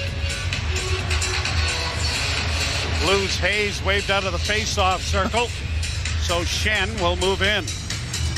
Braden Shen, the younger brother to Luke. Draw one, and the Leafs are able to break it out at center. Here's a chance now for Noah Gregor in on the left wing. Gregor rolled it, trying to get it in front, but it went behind the net. And the Blues are back the other way with Shen leading the rush. Hits the line. That was close to being offside. Down into the corner and around back of the net to the near corner. Sundqvist trying to get it back and does. To the point. Krug, right wing side, one-timer off a stick. That was off Benoit's stick and up into the screen and out of play it goes. 8:07 to play, second period, 57 seconds remaining in the penalty to Nyes. And the Leafs now have gone 5 straight without having a power play. They've had more suspensions than power plays. No. You know the one thing I love about you? No. You're never, no, I do you're not. You're never going to let it go, are you? I love it. I knew there had to be something. I just didn't know what exactly I loved about it. Buchnevich to Krug to the far side and down into the corner. Buchnevich comes around with it. Down to Schenn. To Thomas. Thomas, and a bad pass then by Buchnevich. Sends it all the way down into the St. Louis end. 28 seconds left in the penalty kill. Maple Leafs have been excellent in the last 5 games, or 6 games. Just 1 of 17 against. Pass back into the slot. Krug holds to the near side. Back to Krug. 10 seconds in the penalty. Kyrou with a chance. Drop pass for Krug. Krug holds, still with it. Off on the right wing side. Cross ice now. Back to Krug. Wrist shot coming, deflected wide. Penalty is expired. Nyes is back. Didn't get to it quite quickly enough. Now it's back into the corner. Nyes forces it along the boards. And it's grabbed off there by McCabe. He needs to just get it out. Matthews will. And now here is Brody coming through center. Going to get it up on the right side. Bobby McMahon with a long shoot in off the blocker of Binnington. Domi gets it back to the point to Liljegren. Liljegren to the far side. Lagesson gets it into the corner. Domi back into the slot. Liljegren a drive, and that was blocked in front of the goal. Did that get through to Binnington? I'm not sure. Leafs are able to keep the puck in on the near side for Bertuzzi. He'll backhand into the corner. Robertson couldn't get to it. And the Blues have launched it high to center ice. They get in over the line. Here's a chance in front of the goal. And a good save made by Samsonov with the right pad. Back to the point. Samsonov takes it off the chest. Then he makes an excellent pad save with the right leg. And the Leafs with Domi in his own zone. Gets it to Liljegren. Up ahead for Bertuzzi. Sent into the St. Louis end with 5:56 to play in the period. Leafs knock it in a little deeper. Back to the net now for Rosen. He was unable to make a pass, and the Blues, organizing in their own zone, find Scandella, and Marco Scandella gets to the Leaf blue line and shoots it in. Samsonov with his 2 best saves to keep this a 2-1 hockey game. Reeves pushes it along for Steeves. Alex Steeves up from the Marlies, works around back of the net. Couldn't get it in front. And then Reeves intercepts, or at least Holmberg intercepts a pass. Looks for Reeves, drops for Benoit. Shot went high and wide of the Blues goal. Back to the point again. Liljegren snapping it around back of the net, out of the reach of the Leaf player, and it comes to center. And it'll be Brody back to regroup. Liljegren and Brody exchanging the disc. Liljegren gets it ahead, in across the line. Matthews into the slot, right wing side. Look out. Nylander's stick snapped in half. It went high off the screen and almost made the seats. No penalty. Continue your thought. No suspension. Yeah. At the point, backhand shot blocked. The Blues breaking out at center ice. McCabe one-on-one. Pass back into the slot area. Buchnevich couldn't draw a shot. And now Nylander has stolen the puck and airmails it high to center ice. That took a nice bounce for the Leafs. And across the line is Nyes. Nyes holding up. Tried to drop it off there to Matthews. That didn't work. Blues back at center. Played in on the right side. Deep into the corner. It goes off a stick and into the near corner. Buchnevich overskated the puck. Nylander trying to play it up along the boards. Knocked down was Buchnevich. No penalty. Oh, no suspension. I was looking. No, there was no penalty, no suspension. Puck comes free. Played into the far corner. McCabe runs out of real estate and is able to bank it in behind the net. And David Camp Trying to work up the boards does, but he's gotten it a little bit too much on the boards. Down the ice it goes, and an icing. All right. And we do joke about it. But one thing that I did say, and we agreed upon this, Morgan Riley deserved a suspension. Yes, he did. But when you get the in-person, this is usually saved for the most severe infractions by the most notorious characters. And that's why you laugh at that part of the system, because Jason Spezza went through it, 18 years, 1 suspension. It was a 6-game to start before they knocked it down to 4. And Morgan Riley's similar. Like we said, he deserves something, but you really have a tough time thinking it's anywhere close to the worst we've seen in this season. Played high to center ice. And the Blues are back there with Krug, sending it in on the right side. McCabe slowed up the attack.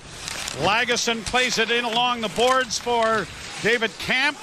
Leafs leading 2-1. The puck back to the net for Hayes. Hayes banks it back to the point to Krug, and that went off a leg and went wide. Comes back to Krug again. Krug sending it in along the boards. Krug, of course, has been one of the better offensive defensemen in this league since starting with the Boston Bruins. Now Noah Gregor in with a shot, and that was kicked aside by Binnington. Krug bringing it out.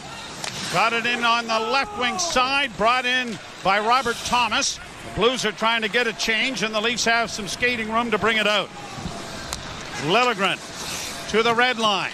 Shot it in. Binnington out of the goal. Almost gave it away there, but the Blues are able to break it out, and Toropchenko gets to center. Now a 2-on-1 down low. Pass in front of the goal, and sprawling to block it on a brilliant play is Mark Giordano.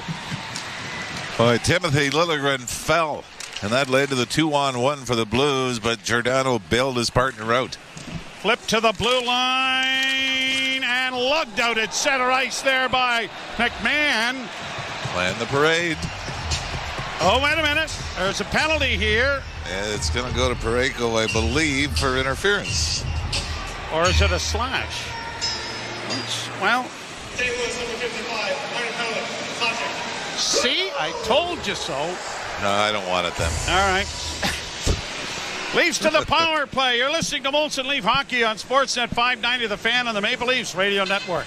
From the biggest stadiums to the coziest holes in the wall. From house parties to porch hangs to pride celebrations. From your favorite fuss shop to your local Indian spot. From noodle bars to sports bars to salsa bars. There's a Molson with your name on it. Canadian Ultra XL. Molson. Everyone in. Must be legal drinking age. There are many peculiar words in the English language. Words like salivigant, peregrinate, nemophilus, peripatetic, and conviviality. Yet, there is no word for getting the most out of winter in your Subaru, thanks to symmetrical full-time all-wheel drive and X-Mode. Until now. We call it unhibernate. As in, while your neighbors stay home, you'll be unhibernating all winter in your Subaru. So peregrinate to your local Subaru dealer today, and welcome to Uncommon Winter Confidence. And a truck or two, and a truck or two, and a truck or two, and a truck. Take 2 men on a truck, 2 men on a truck.ca. So when you gotta move, all moving day, Think 2 men on a truck, 2 men on a truck.ca. Cause all of us movers are not the same. So that's our company name, 2 men in a truck.ca. We're lots of men with lots of trucks. So give us a call today. You're listening to Toronto Maple Leafs hockey. What a brilliant move by Willie Nylander, and we have a tie game. On Sportsnet 590, The Fan, and the Leafs Radio Network. Well, let's see. Nylander, Matthews, Domi, Bertuzzi, and McCabe is the power play. I'm willing to wager that this group has never practiced the power play as a group. Back to the point, McCabe works to the middle of the ice, doesn't shoot it, still with it, holding, now into the corner on the near side for Matthews, coming out with it, back to McCabe, doesn't shoot it, works along the left wing, now to Matthews. Matthews high slot to Nylander in the far half boards. Nylander still with it to McCabe. One-timer just went wide. Back of the net, Matthews with it. Right to center, he does! Domi is He's robbed by Binnington. Oh, my. What a setup by Bertuzzi. Unfortunately, though, Joe, Bertuzzi got the pass from behind the net out of the slot from Auston Matthews. Threw it across to his right to Max Domi, but put it off Domi's right skate. So Max had to kick it back to his stick. And at that time, he's actually facing the far corner and put it back in towards Binnington. If he elevates it. Oh, if he elevates it, yeah. But another inch. But it's that split second where he's got to take it off his skate to get it onto his stick. Face off to the left of Binnington. Leafs win the draw. Domi trying to slip it back. The Blues are able to pick it up, and they're going to have to be cautious here because the Blues have scored 11 shorthanded goals. They are second only to Philadelphia, who's here on Thursday. Puck down off a skate. Blues in their own zone are going to ice the puck. Boy, this would be huge, though, if the Leafs could restore that 2-goal lead going to the dressing room. But you keep talking about shorthanded goals. Maybe they'd keep the score the way it is. Now the second unit coming out, Alex Steeves dropping it back to the far side. And Nylander staying out there, works in over the line on the left wing. Slides into the corner. Got the puck back, but then had it taken away. And it is Toropchenko shooting it down into the Toronto zone. He has 2 shorthanded goals on his own. As does Buchnevich. Brought back now by Matthews. Matthews to the line. Left wing side. Stopping up is Nyes. Nyes holds at the far half board, banking it back to the blue line. It'll come over here to Liljegren. Liljegren stopping it off to Matthews. Saucered to the far side. Shot by Giordano is stopped. Rebound at the side of the goal. 3 seconds left. Shooting! Matthews misses the net, and time's going to run out. There might have been a sliver of daylight over the left shoulder and under the crossbar of Binnington, but Matthews just does miss the mark. The Leafs still out shooting the Blues 18-11 after 40 minutes of play, but the 2-0 lead after the first has been cut in half. 8-8, the shots on goal in the second period, and the only goal coming from Toropchenko, Walker and Kessel getting the assist after McMahon and Nylander scored in the first period. Eilish Forfar and Justin Cuthbert coming your way. You're listening to Molson Leaf Hockey on Sportsnet 590 The Fan and the Maple Leafs Radio Network. Congratulations to the Super Bowl 58 champion Kansas City Chiefs. Super Bowl MVP Patrick Mahomes. Everybody says 3 is a dynasty. We got 3. We're not going to stop there. We're going to keep rolling. We got Coach Reed. We got Trav. We got a great defense. We got a lot of young players. Obviously, we didn't start the way we wanted to, but just like all year, defense kept us in it, or we were able to come up big at the very end. But I'm just proud of this team, man. We fought to the very end, and we're Super Bowl champs. Sirius XM NFL Radio Channel 88 in the car and on the all-new Sirius XM app. The Power Play with Steve Koulias. And we're with John Cooper, head coach of the Lightning. Can you kind of talk about your relationship with your captain? You know, whether I say it's a friendship or whatever we have, our bond is it's really come and really evolved over the years. He's one of the greatest, he's our greatest ambassador, but I think he's one of the greatest ambassadors for the sport. You know, the kid's a class act, and it's been really a pleasure to watch. The Power Play, weekdays 3 p.m. Eastern on NHL Network Radio, Sirius XM 91 and the Sirius XM app.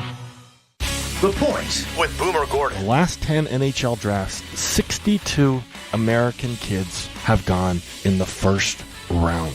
So they're averaging over 6 kids per draft per first round. But I think the lowest you could rank America as a global hockey power now is 2, and it might be 1, and we might find that over the next couple of years. Take a bow, USA Hockey. Point with Boomer Gordon. 1 p.m. Eastern on NHL Network Radio, Sirius XM 91 and the Sirius XM app. From in the crease to in the locker room. Mr. Rick Tocchet, if you're taking a mix of coaches you had the best of, what is that mix for Rick Tocchet? Scotty Bowman behind the bench, tactician. Mike Keenan, a lot of stuff that coaches do now, he did. Jim Schoenfeld, the father figure. And Mike Sullivan. You know, I still talk to guys like Craig Berube, Travis Green. So, there's a mixture, and then you got to find your own niche, right? Sirius XM, NHL Network Radio. Sirius XM 91. And on your schedule with the Sirius XM app. Hey Toronto, I'm David Morsuti, host of the daily Toronto Maple Leafs podcast, Locked On Leafs, part of the Locked On Podcast Network on the Sirius XM app. Every weekday, we bring you the latest Leafs news and analysis break down all the action, including this game you're listening to right now, and preview the next one. We're giving you everything a Leafs fan could want, all in a daily 30-minute podcast. Download Locked On Leafs right now on the SiriusXM app, available with all trials and popular plans, or where you get your podcasts. Search Locked On Leafs. If you're a soccer fan, you know that this music means one thing.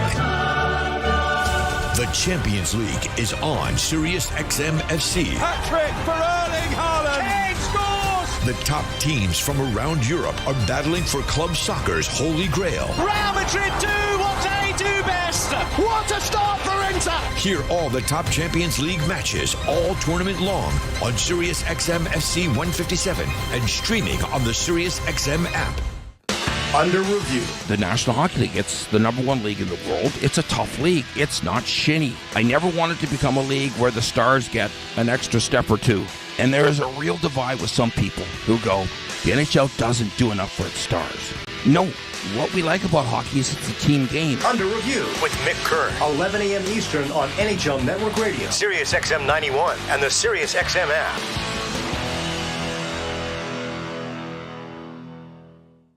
Join me, Gord Stellick, and Scott Laughlin as we recap the night that was on NHL Morning Skate, weekday mornings at 7 a.m. Eastern on NHL Network Radio, Sirius XM 91. The Leafs Radio Network.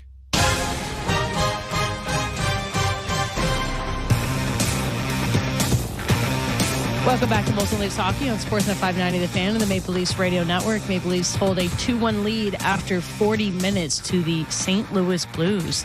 And, they came out strong, and I think they held that level of compete throughout that period, even though sometimes, the Maple Leafs can be two different teams in two different periods. Yeah, I mean, that period won't live forever in terms of importance and impressiveness by any stretch of the imagination. The first was better than the second, but I think all things being considered, the lack of 3/5 of the most elite talent on this team, the Maple Leafs played really well tonight, and I don't think they've been led by 2/5 of that talent. Auston Matthews, William Nylander on the top line.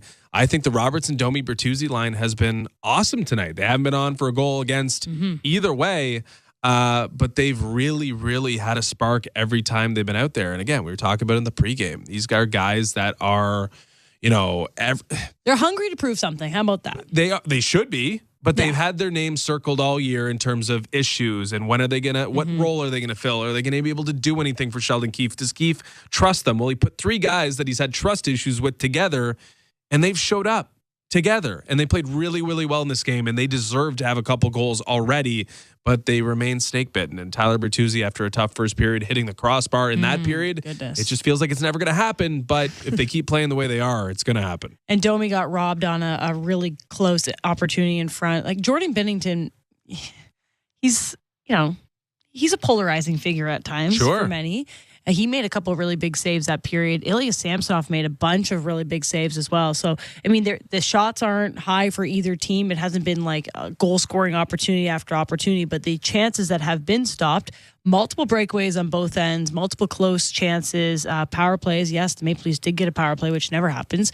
Both goalies have had some pretty good moments to stand up there, but the Domi, Bertuzzi, Robertson line was kind of my biggest takeaway from that period as well.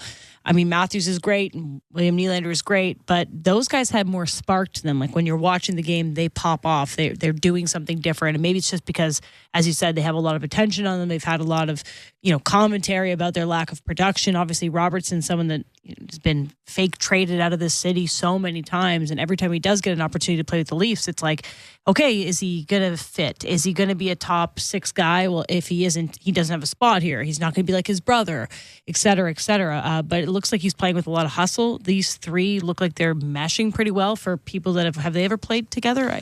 They've played a total coming into this game in 31 games of 7 minutes and 34 seconds together. That's They're up to 6 minutes and 58 seconds. So pretty much the bulk of their time spent together. And again, when it's just like bits and pieces, it could be the end of shifts and so on and so forth. So really no real time spent together other than a couple shifts. But today, through 2 periods, almost 7 minutes, and the numbers aren't like wildly impressive, but the eye test definitely passes the test. I mean, they look like they've got something tonight. They look like individually and collectively that they're all playing at a high level. I don't think it's far stretched to say that they're playing with a little bit of maybe an opportunity at hand. No Tavares, no Marner.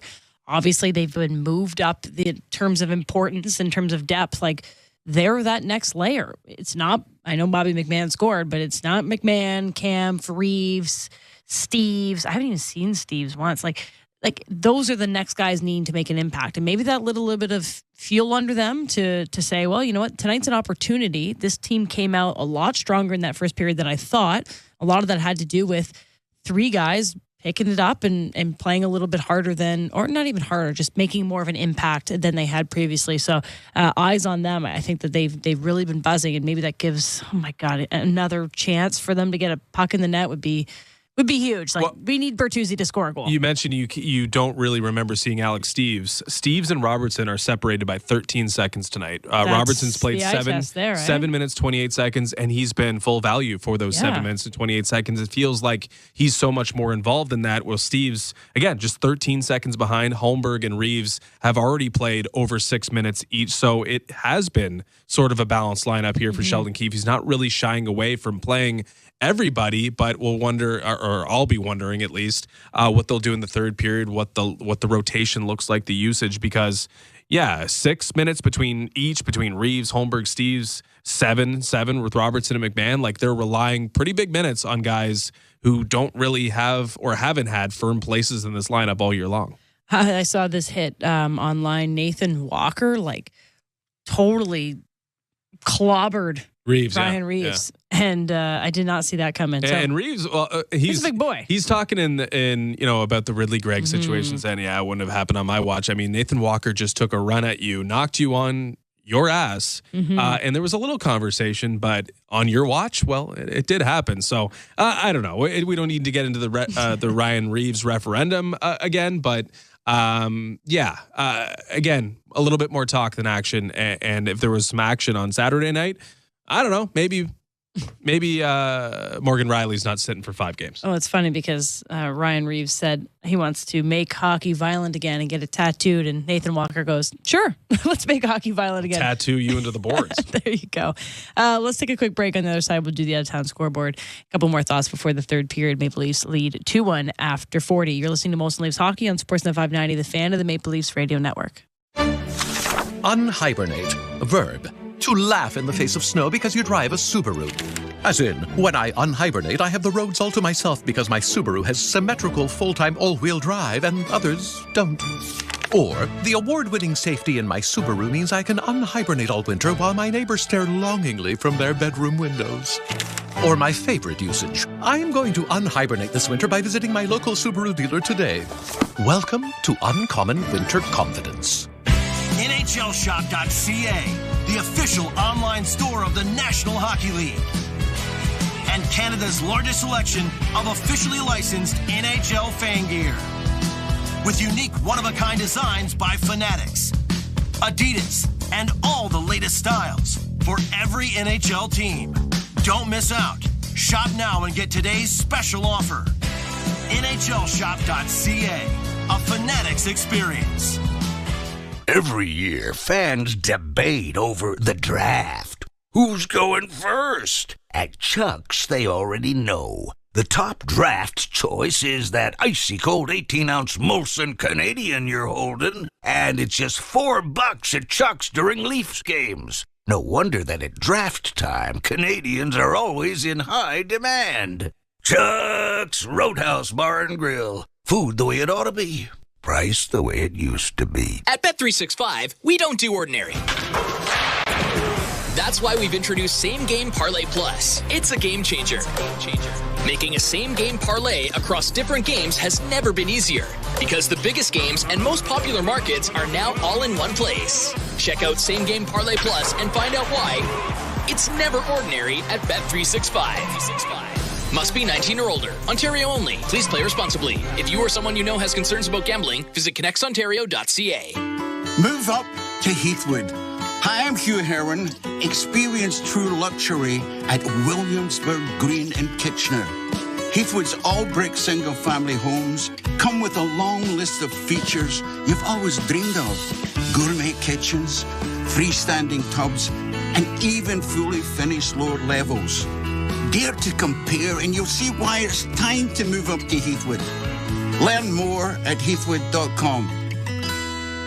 and a truck or two, and a truck or two, and a truck or two, and a truck. Think two men and a truck.ca.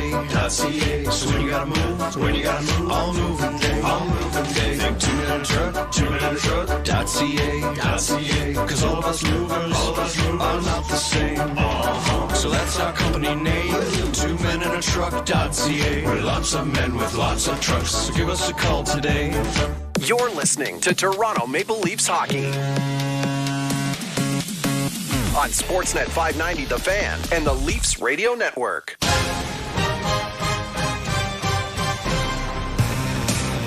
Welcome back to Molson Leafs Hockey on Sportsnet 590 The Fan and the Maple Leafs Radio Network. Ayla Schwarfart, Justin Cuthbert for your intermission. Maple Leafs lead 2-1 after 40 to the St. Louis lose, eh? St. Louis Blues. I had a couple days off. My mind is a little jumbled, a little foggy. Let's take a look at what else is going around the NHL, including a goal from a well-known player in the NHL. The NHL scoreboard is presented by Bet365. Visit the app for the latest odds and find out why it's never ordinary at Bet365. Must be 19 plus, Ontario only. Play responsibly. Yeah, let's start there. Brady Tkachuk has a hat trick and Ridley Gregg has a goal. Ridley Gregg! On a goaltender, I believe. It's 5-3. The Senators leading. If you listen to our pregame show, I gave that as a free bet. And you did. It was plus 280, 380, whatever it was. Anyway, Senators 5-3 over the Blue Jackets' second intermission. Also in the second intermission, Canadians leading the Ducks 3-0. 2-2 Lightning and Bruins. 5-0. The Sabres are leading the Kings. It's 4-2. The Avalanche. How's that new head coach working for them? The Capitals. Not so well, at least tonight. The Kraken up 1-0 over the Islanders. Another head coach that is new. Losing. Stars up 1-0 on the Hurricanes, end of one. Predators up 1-0 on the Devils in the first period. And it is scoreless, 0-0. Canucks and Blackhawks. Phil Kessel not in the lineup for the Canucks, but maybe soon. Also tonight, Oilers hosting the Red Wings. Ah, those Oilers. It's been a while since we talked about them after they went on that winning streak, and then now they've come back down to earth for a few games. Yeah, just a little bit, but they're, you can't lose, or you can't win 17, 18 in a row. Just, You definitely can't. Well, I guess not if you run into Vegas. But yeah, they come down to earth a little bit, but the Oilers can start a new streak or continue a new streak tonight with a win over the Red Wings. Speaking of Vegas, that will be the first game back for Morgan Rielly, pending obviously an appeal, but most likely won't get that done in the 5 games. He's missing tonight against St. Louis Blues, Thursday against the Flyers, Saturday against the Ducks, Monday against the Blues, which is a 1 p.m. game because family day, and then Wednesday against the Arizona Coyotes. We'll return Thursday against the Vegas Golden Knights. And that's why this is a big period, right? If you get one win in the column before, some tougher games, but also some manageable games, but just getting that first victory, making it so that you're not trending towards, are we ever going to win without Rielly? Getting this one was big, so this is a big third period here for the Maple Leafs. And Joe Bowen and Jim Ralph will have the call of the third next. You're listening to Molson Leafs Hockey on Sportsnet 590 The Fan and the Maple Leafs Radio Network. Dancing solo? Or lost in a tender melody? Our love ambassador is here for you. Hey, it's Megan Trainor bringing you a mix that's pure love. From 90s heartthrobs Quit playing games with my heart. to 2000s anthems and today's earworms. I can buy myself flowers. I'm about to drop the love bombs that'll make your day so special. Valentine's Radio for one day only on Channel 15 and the SiriusXM app. The Power Play with Steve Koulias. And we're with John Cooper, head coach of the Lightning. Can you kind of talk about your relationship with your captain? Whether I say it's a friendship or whatever we have, our bond is it's really come and really evolved over the years. He's one of the greatest, he's our greatest ambassador, but I think he's one of the greatest ambassadors for the sport. The kid's a class act, and it's been really a pleasure to watch. The Power Play, weekdays 3 p.m. Eastern on NHL Network Radio, SiriusXM 91 and the SiriusXM app. The Point with Boomer Gordon. The last 10 NHL drafts, 62 American kids have gone in the first round.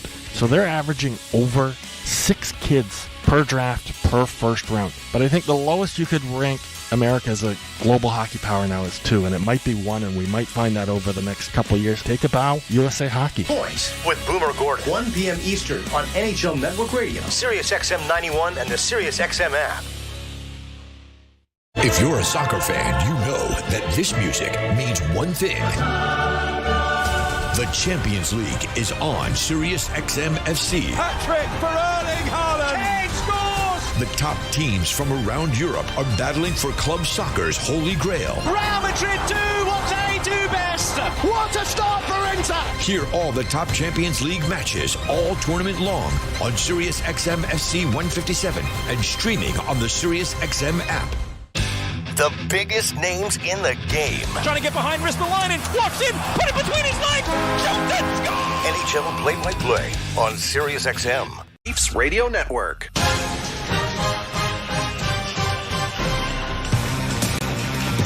Leafs carry a 2-1 lead into the third period of this evening's game with the St. Louis Blues. Having outshot the Blues 18-11, Bobby McMahon from Noah Gregor, and then William Nylander unassisted in the first period. And in the second period, Nikita Alexandrov scoring, with Walker and Kessel getting the assists on the... Alexei Torpachenko scoring. Got too many Alexes. Leafs get it down into the St. Louis zone. Played off on the right wing side. Final seconds over in the power play. Back to the point. Liljegren with a shot. And that took a funny hop, but it went wide of the net. Blues with it in their own zone. Trying to launch it high to center ice, and they have. And sent to the far side for Liljegren. Liljegren on the boards, and it comes back now to Brody as the Leafs are changing. Robertson looking for a pass, but it comes up the middle, and Bertuzzi deflects it down into the St. Louis zone. Round back of the net, played up on the wing to the near side. Schenn loses it there. Off a stick, centering pass by Robertson didn't work, and the Blues are breaking the other way with Schenn having to try and work in the centering pass. Knocked away there, and again a nice sprawling play made by a Leaf defender. Now another shot is blocked in front of the net, trying to get a glove on it, and McCabe does a great job of boxing the guy out and allowing goaltender Ilya Samsonov to get down and get a glove on a rolling puck. I know you love a lot of what he brings to the Leaf blue line, but Simon Benoit cannot pinch on this play that led to a 2-on-1. He pinches, he gets caught, and fortunately Jake McCabe bails him out at the other end. I mean, even if you're down a goal at this point, Joe, now's not the time to do it. But when you're protecting a 1-goal lead in the third period, it's got to be peel back first and look after your own end. Gregor gets it ahead. McMahon backhands into the St. Louis end. And it'll be Nick Leddy playing it out at center. Shot right back in again, but the Leafs have to tag up. Parayko around back of the net, got it out. Leafs have it again. They'll regroup it this time. And Giordano dropping it back to his defense partner. Lagesson got it ahead, and Noah Gregor deflects it deeper into St. Louis territory. Binnington plays on, and Kevin Hayes starts out. And again an errant pass, but it's down into the Leaf end. Liljegren is able to come away with it and gets it ahead, and now Brody tries to work his way clear and does come to center. He'll flip in into the far corner. Puck goes down in along the boards. Good play by Steves to dig it free. Back to the blue line, trapped and unable to keep it in, though, is Liljegren. He'll send it back in. The Leafs tag up again, but the Blues have time and space back of their goal. The same spot, Nylander couldn't control the puck as well. Launched high to center ice. Maybe a bad ice resurfacing job there. We'll speak to management. Along the boards, Leafs get it ahead for Reeves, who is able to backhand it out at center ice and down into St. Louis territory. Another change coming. The ice time is rather even. They're probably the most the fourth line has played in quite some time. Ahead at center for Jordan Kyrou. Got it in over the line. The Toronto native couldn't come up with it. The Leafs have banked it out and down the ice. And an icing charge will come here against Toronto.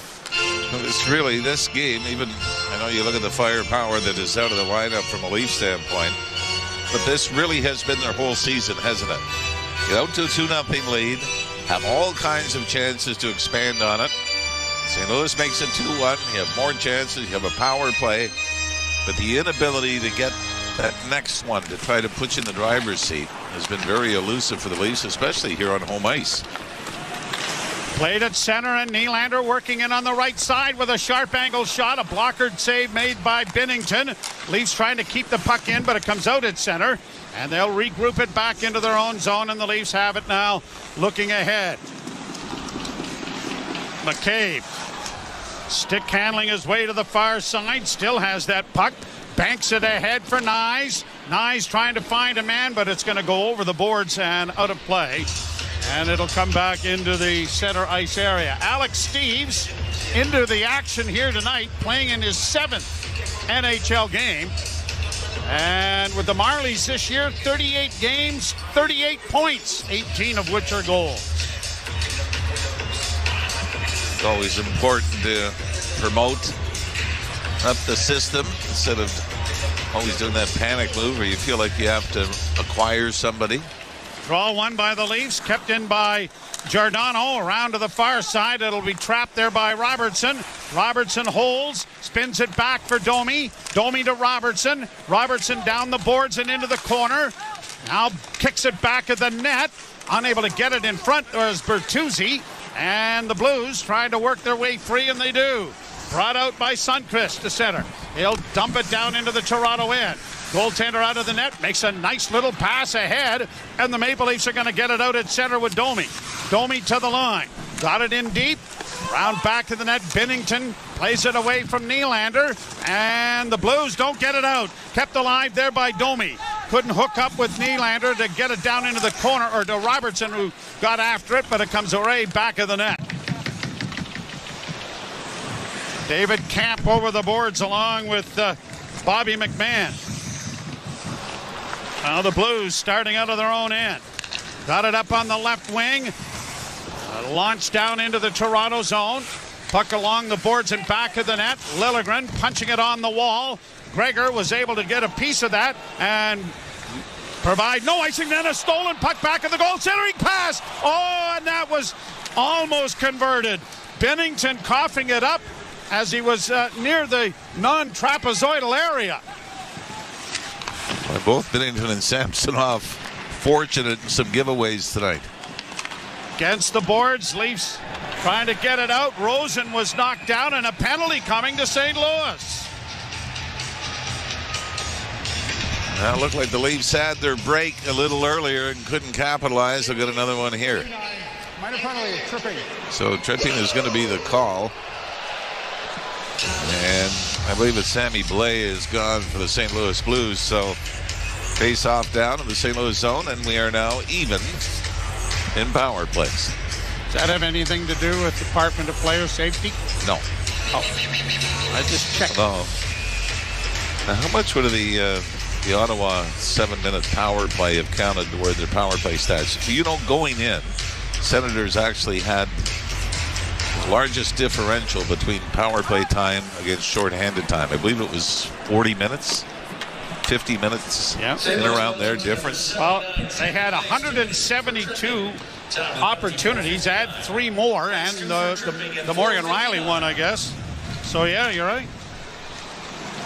Brought to center ice. Here's Nylander in on the right side. Bertuzzi swings it around the boards. It's going to be trapped by Domi at the left point. Down into the corner to Nylander. Nylander back for Domi. Cross ice past Bertuzzi. Back to the blue line. It goes to McCabe. McCabe to Domi. Down low. Here's Nylander stepping out. Goes to the net with it. And Binnington made the save. Domi able to retrieve the puck. McCabe now to Matthews. Matthews to Domi. Back to Matthews. Matthews being checked there. It comes back into the slot. No shot yet. Down into the corner. Half boards for Nylander. Nylander top of the circle. Down low now Bertuzzi thinks about going in front. Goes around back of the goal. Back to the point again. Nylander's pass though on a one-timer comes out over the line. It was completely out of the reach of McCabe. Leafs back in over the line with Nylander. Backhanding it into the corner and around back of the net. Comes back the other way. Trapped and played ahead. Knocked away. Here's a good save made by Nylander. Into the slot, Matthews. Matthews to the far half boards. Passes down low. Domi centering pass. And Bertuzzi sent it just wide. Another great scoring opportunity for Tyler Bertuzzi here tonight. Matthews pulls his way in over the line. Bertuzzi can't get it in front. Puck is still free, and it's backhanded by St. Louis down the ice. 12 seconds left in the power play. Brought to center by Liljegren. Hammered in off the glass. Down the boards, Robertson. Nyes unable to come up with it. Makeshift line here with Nyes, Pontus Holmberg, and Robertson after the power play. Brought back now by Toronto. Up ahead for Nyes. Nyes trying to bull his way in along the boards. Works his way into the corner. Centering pass! And a quick shot taken by Holmberg. Went off the chest of Binnington. Shot back down into the Toronto end. Well, since Willie Nylander scored that fluke second goal, fortunate deflection, Jordan Binnington has been absolutely superb. Pontus Holmberg shooting it into the St. Louis zone. Change is coming. Binnington had to leave the puck, and then when it was centered, he got a pad on it. Now another shot taken by Gregor that was blocked. To the blue line, Brody. Far side for Benoit. Return to Brody. Can't shoot it at the net. Gives it to Gregor. Centering pass, and Bobby McMahon let it go, but he set it well wide. Kept in again by the Leafs. Brody with a shot. That was blocked in front. Another shot. Scores! Bobby McMahon scores from the corner. Holy Mackinac, the Leafs have a 2-goal lead.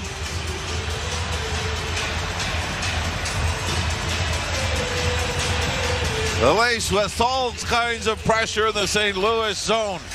TJ Brody from the left point. The shot is blocked in front.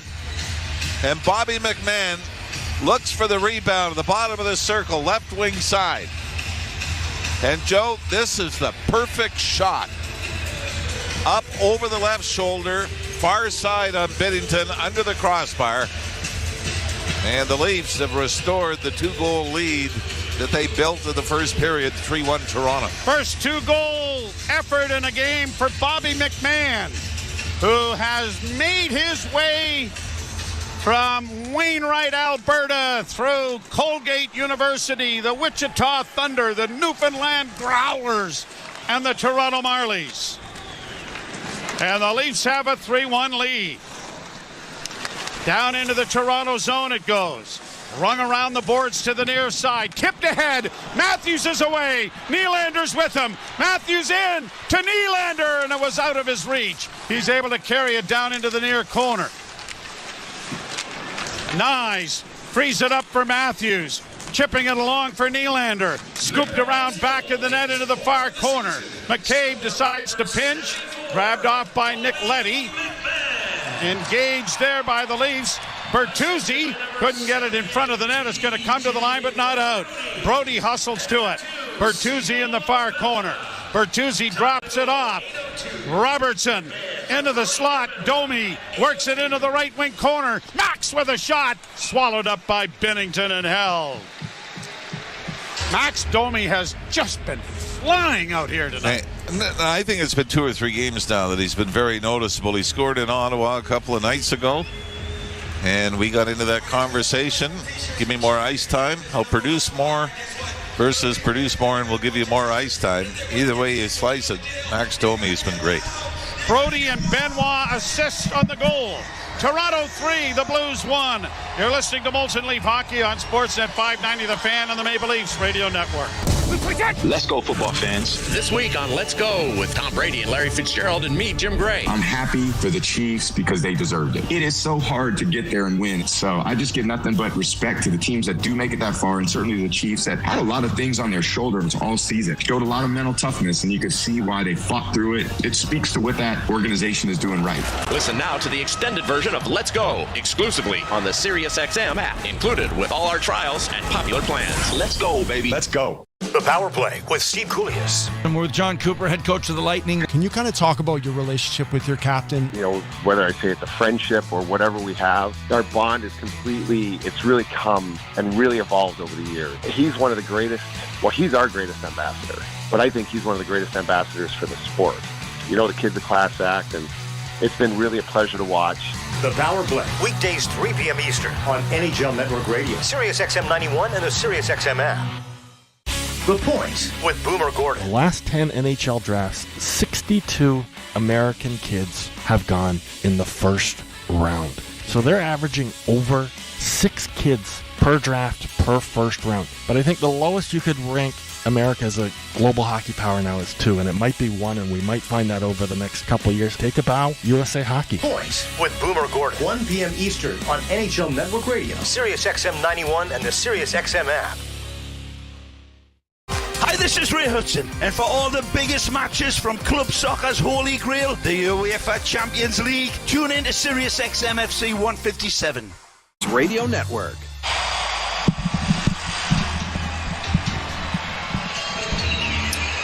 Brody and Benoit assist on the goal from Bobby McMahon. His 4th of the season, and the Leafs with a 3-1 lead and a half the third period to go. Back in the Toronto zone, Giordano takes his man to the wall. Lagesson does likewise on the far side. Now Domi fighting to get it out, got it ahead, and a good play made there by Robertson just to get it to center ice. Played back down into the Toronto end. Lagesson working around back of the goal. Stops it up. Finds Giordano. Giordano pushes it ahead. Bertuzzi launches it high to center ice. Domi calls for the fair catch and made it, and then backhanded it down into the St. Louis end. Dye was with the Argos for a bit, wasn't he? His dad? Well, I think he showed up. Didn't he kick some field goals? Yes, he did. Absolutely. Played around the boards and out at center ice by Toronto. Rosen plays it ahead. Ty was a good soccer player. And so was Peter Zezel as well, wasn't he? Oh, Peter Zezel was an excellent. He was the best I ever saw at the faceoff by pulling it back with his feet. And he was unbelievable. We lost him far, far too soon. Play back down into the Toronto end. Leafs changing. Quickly ahead for Brody. He buys the rest of the rink by sending it in and hustling after it as Holmberg made a backhand pass in front, but Reeves couldn't get it. And Reeves pulled his man with his open hand there, and I thought, oh, here comes a holding penalty, but it wasn't called. And it really could have been. Brought back now by the Blues. And across the line, and Reeves and McCabe stand up the Blues forward with a good hit. Played off the boards and out at center by Alex Steeves. Blues back in their own zone. Get to center, send it into the Toronto end. McCabe just needs to get it around the boards nicely and does. And Simone Benoit, with lots of time and space, gets it down into the St. Louis end. Krug had to go off a stick. Grabbed off, though, by Toropchenko. He gets it back and circles back into his own end. Then gives the puck away. And the Leafs, Domi is in again with a shot, and he ripped it over top of the net on the short side, looking over the blocking glove of Binnington. Kept in at the point by Toronto, and a shot there, and Binnington makes a great save as there was lots of traffic in front of the net with Bertuzzi there. Back come the Blues in over the line. Knocked out of the stick of the Blues, and then a shot hits the side of the goal in the Leaf end. Played down into the corner.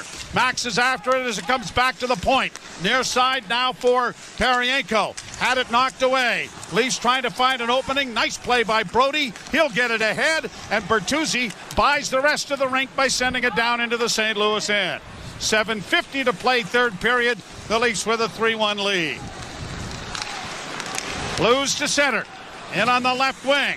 Pass in that was deflected away by goaltender Samsonov. Played ahead, and now out come the Leafs, led by Lagesson. William Lagesson lugging it to center. Had to go off the linesman's skate, and that turns into an offside, unfortunately, for the Leaf defenseman. Now we talk about the Leafs and closing out games. How about this? 7:30 to go here in the third period. The Leafs have given up one shot here in the third, out shooting the Blues by a count of 8-1, and have the goal to make it 3-1 to restore the 2-goal lead. You're listening to Molson Leaf Hockey on Sportsnet 590 The Fan and the Maple Leafs Radio Network. From the biggest stadiums to the coziest holes in the wall. From house parties to porch hangs to pride celebrations. From your favorite fuzz shop to your local Indian spot. From noodle bars to sports bars to salsa bars. There's a Molson with your name on it. Canadian Ultra XL. Molson. Everyone in. Must be legal drinking age. And a truck with two men. And a truck with two men. And a truck with two men. And a truck. Think 2 men and a truck. 2 men and a truck.ca. So when you gotta move, all moving day. Think 2 men and a truck. 2 men and a truck.ca. Cause all of us movers are not the same. So that's our company name.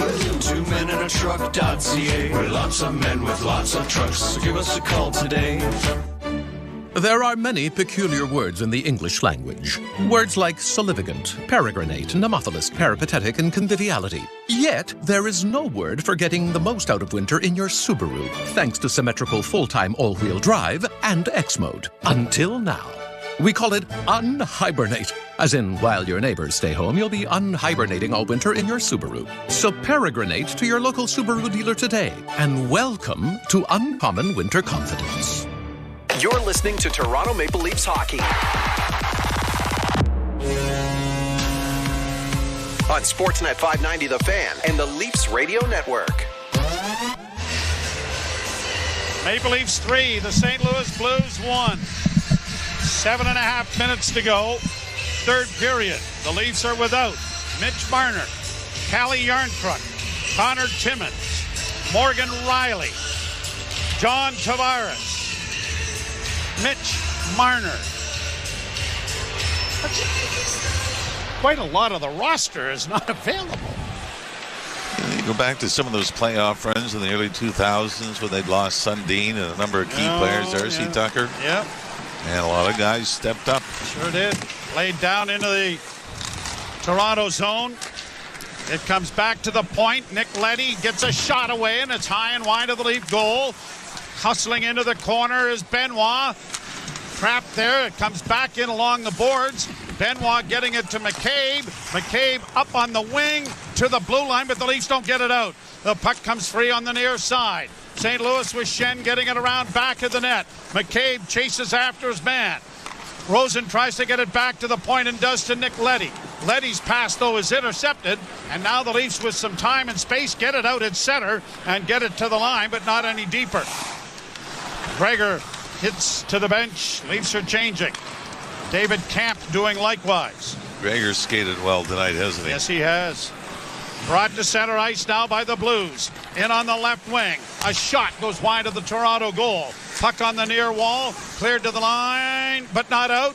Leafs get a second opportunity, and this time get it ahead. Max Domi is able to skate away from traffic, and he carries to center with a quick pass. Bertuzzi's in behind. Bertuzzi in front of the goal. Oh, Binnington robs his man as coming in off the right wing was Nick Robertson. Tyler Bertuzzi's now at the point where he's saying, I can't even get an assist. This was a great setup on a 2-on-1. Again, I mean, you got to bury these, but not ideal because Robertson's on the right wing side in a left-handed shot. So not as good an angle, more towards the middle of the net when he let it go than it was to the open side. As Binnington, give him credit. He stopped 2 breakaways, and then that save was absolutely spectacular. Sorry, Jimmy. I got ahead of myself. It wasn't nearly that important. Neither was what I said, so we're even. I think we've had a lot of ties over the years. Right on by the Leafs. Matthews in on the wing, and that was blockered away nicely by Binnington. Blues bringing it back at center. Got it up on the right wing and a return pass in. Shot stops. Crawling is Samsonov, and the centering pass goes by everyone all the way back into St. Louis territory. 5:23 to go, third period. Both teams changing. Could have used one there from Auston Matthews. He was right where he likes to let it go from. Leafs get it out at center. It's down into the St. Louis end. Callie Rosen goes back to retrieve it and stops up behind the net. Rosen gets it off in the wing. Paryenko ahead at center. Chipped in then by Kyrou. Puck intercepted by the Maple Leafs. Brody does a nifty little job to get clear, and the Leafs send it in, but out of the reach of McMahon. Wow. And a really, really tough icing call here from one of the linesmen. We may have 18,500 people agree with that. Except for that guy over there in the Blues jersey. I see him. He's happy. A lot of Toronto or Ontario boys on the St. Louis team, so there's more than a few St. Louis fans. Well, Cup didn't have to go far from Robert Thomas to Jordan Binnington, did they? Richmond Hill up to Aurora. Yep. Every player gets their time with the Stanley Cup in the offseason. Jordan Kyrous from Toronto. Tyler Tucker, who's not playing, is from Thunder Bay. And Nathan Walker is from Cardiff, Wales. Not a lot of hockey players from Cardiff, Wales. Although they do have a team in the English League. I think I got sent there one year after training camp.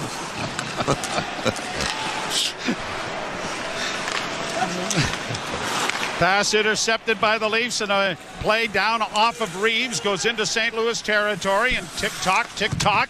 Now there's 4 minutes left in the third. Reeves steals the puck and got it in front of the net, but it was out of the reach of Alex Steeves. And the Blues trying to bring it back in over the line with Kyrou, and he got leveled there by Giordano. And now the puck in front of the net, and his shot stopped on the blocker by Samsonov. He hasn't had a lot to do in this third period, but he has been sharp and has looked sharp throughout the course of this game. Sometimes, Joe, it's one of those where just don't give up the bad one, which sounds easier than it can be on some nights. Bertuzzi steps up at center to get it down into St. Louis territory. Nick Robertson robbed on his last shift. Comes back to the point. Long shot. That was knocked down by Bertuzzi, who was in front of the net. Went right off him and wide of the net. Blues getting it ahead, and we'll have to keep an eye on Jordan Binnington now, as 3 minutes will remain in the third period when the Blues finally get the puck out of their own end. Played down into the Toronto zone. Going in there after it was Rosen. It came to the side of the net. Good play by Bertuzzi to get it away and roll it down into St. Louis territory without icing the puck. 2:47 and ticking. 3-1 Toronto. Blues get it up on the right wing side. Chip down and into the Toronto zone. Out of the net, Samsonov to play it into the corner. Benoit gives it back along the boards for McCabe. He ran into a traffic jam back of the net, but has pinned it up against the boards. Binnington edging out of the net. Now heading to the bench. Extra attacker about to come on. Near side for Rosen. Down into the corner it comes to the near side. Along the boards, chipped in back of the net. Benoit unable to control it cleanly, but forces it wide into the far corner. Back to the point to Krug. Krug dishes off on the right wing side. A shot off a leg goes harmlessly wide. Round back of the net, cut off but not cleared. Leafs still after it in the far corner. Benoit slow to chase his man. It comes to Krug again and down. Samsonov swallows that up and holds for the faceoff. That is only shot number 15 that the Leafs have given up on the night. 30-15, the shot advantage favoring the Leafs. 3-1 on the scoreboard. I was just thinking ahead. Should someone get a breakaway with the empty net, I'm going to suggest no slap shot. Oh, are you kidding me? I'd take a slap shot and dance on top of the net. Come get your 6-game suspension if you object. I mean, why wouldn't you now? Do the same thing. I don't know. And the consensus around the league is players saying we would have responded the same way. It's you're kind of mocking the opposition. And like we said, this is not the first time it's happened. And Artem Anisimov is the one I remember the most, was when he scored a shorthanded goal with the Rangers against Tampa and got down on one knee and did like he was holding a rifle and shooting the goaltender. That ended up being a 5-on-5 brawl. And there's nothing in the rules against him doing that. No. That's just... No. But I think you would agree, in all sports, it's all about the selling now. It's all about how you're going to celebrate and how you're going to mock the opposition. Even watching the Super Bowl Sunday, every tackle is the greatest play ever. Draw is scrummed into the corner. Brody got it freed up. Leafs get it ahead, and it's banked out at center ice. Going towards the empty net. Scores! Off the boards and in. Oh my, what a goal! And is it McMahon? It is Bobby McMahon, his first career hattie. And the Leafs have a 4-1 lead and are going to win it with secondary scoring. I don't think secondary scoring had a better opportunity all season than they have tonight. But this is a fortunate one. Maybe people be upset that Leaf fans have been throwing hats on the ice for the hat trick on the empty net goal. For Bobby McMahon, an important one, puts this game away, 1:39 to go. Look at the smiles on the players on the Leaf bench. They're squirting him with water and everything else. Cool that guy down a little bit. He's too hot. Boy, Torrey Krug was the St. Louis Blues defenseman that was trying to get back in vain to keep the puck out of the net, and he just couldn't catch up to it. And I'll give him credit. Krug picks the puck up and throws it towards the Leafs, obviously knowing that McMahon had scored a pretty special goal in his career. So you can talk about sportsmanship all you want. From Torrey Krug, that was pretty impressive, wasn't it? Yep. So Bobby McMahon is going to be the hero tonight with his first career hat trick, and the Maple Leafs with a 4-1 lead and 1:39 to go in the game. You know, the Leafs allow on average 30.5 shots per game. How are they doing tonight? Almost half that. Giordano and Camp draws the assist on the goal. Played ahead, and McMahon comes back to center, launches a bouncing shot in on Binnington, who's going to be forced to cover up on it and hold for a face-off with 1:18 left to go in the third period. I'm sure the St. Louis Blues, the coaching staff, management, players themselves aren't going to be thrilled with their effort. They're coming in here off a 7-2 win against the Canadiens in Montreal. And I mean, they have an opportunity, but you know, whether Tavares, Marner, Riley, if those guys were in the lineup, you still would have needed more than 15 shots on most nights to win a hockey game. At center, Gregor backhands it down into the Toronto end. But what a response. I mean, really, when you think, what a gutsy performance by a team that was facing the suspension of Riley, and then all of a sudden the illness of Marner and Tavares to compound that situation. And these guys come out with a makeshift lineup at times, certainly depth-wise, and have been absolutely outstanding. Down into the corner, around back to the net. Reeves trying to send it in front, and it was knocked away. And it's going to be cleared down the ice by St. Louis. And slowly getting back to it is Liljegren to bring an icing with 30.7 seconds remaining in this hockey game. Face off in the St. Louis end. I agree 100% with what you just said. But the response would be, where was that Saturday? Where we need it more on a consistent basis from now until the end of the regular season. You know, that jump and that almost desperation, isn't it, right from the start? Pontus Holmberg taking the face-off in the St. Louis end against Oskar Sundqvist. And the puck comes back along the boards for Liljegren, who sends it around the boards to the far side. Lagesson, who has had a strong game on defense for Toronto. Now Steeves knocks down an errant pass. Here's a centering feed back to the point to Liljegren. Dropped it back. Lagesson with a shot that went off his skate and went wide. 10 seconds to go in this one. And the crowd responding, and the Maple Leafs as Holmberg gets it in front of the net. It'll go into the corner. A backhand hits the side of the goal, and time runs out.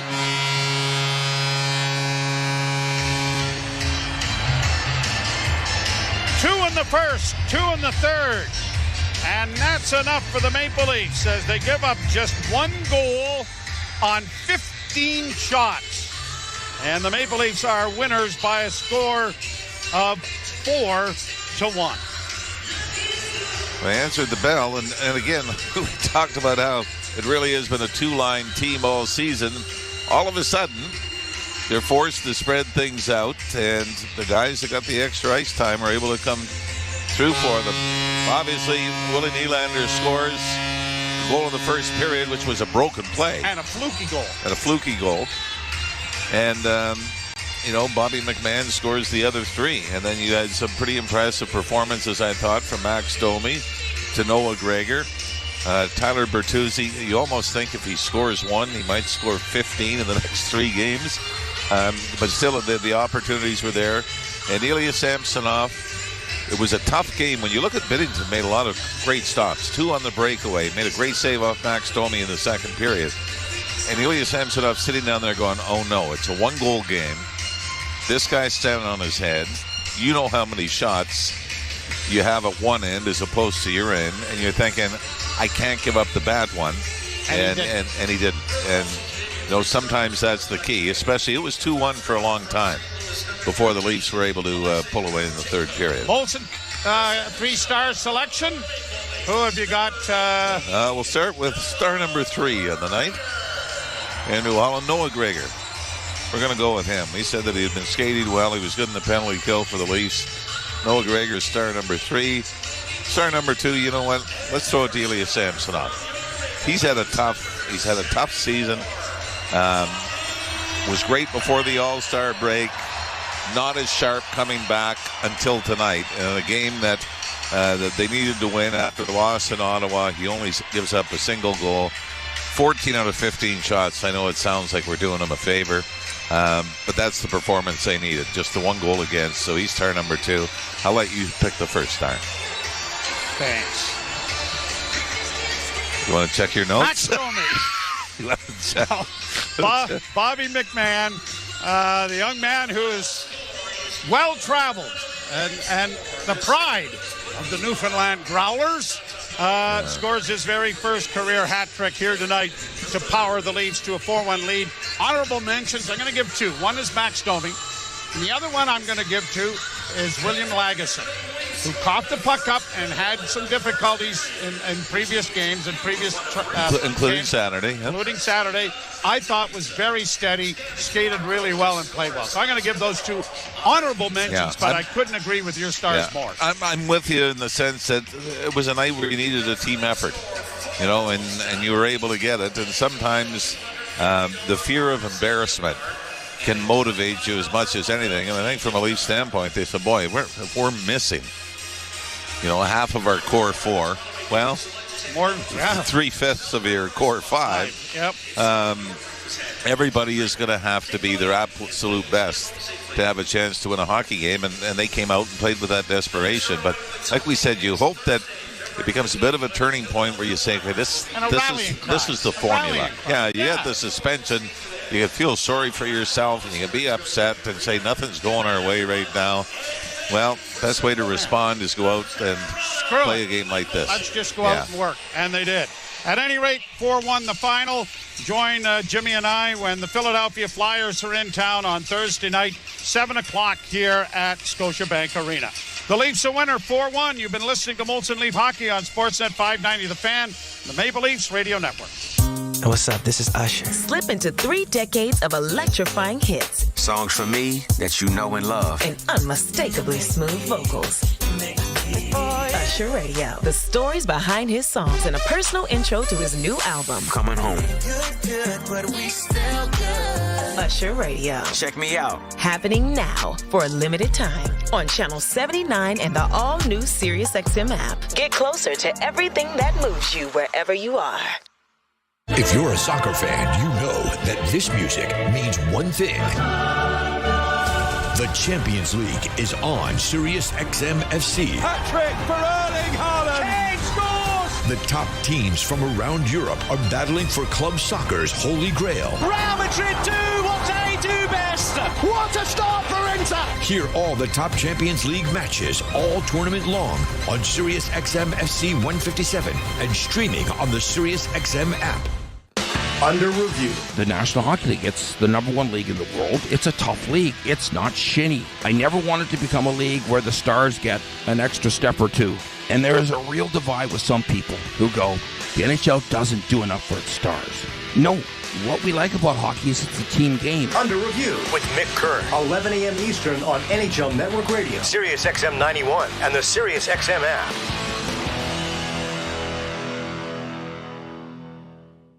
The best hockey lives here. Burns gets it back, stick handles to the backhand, moves in front, score!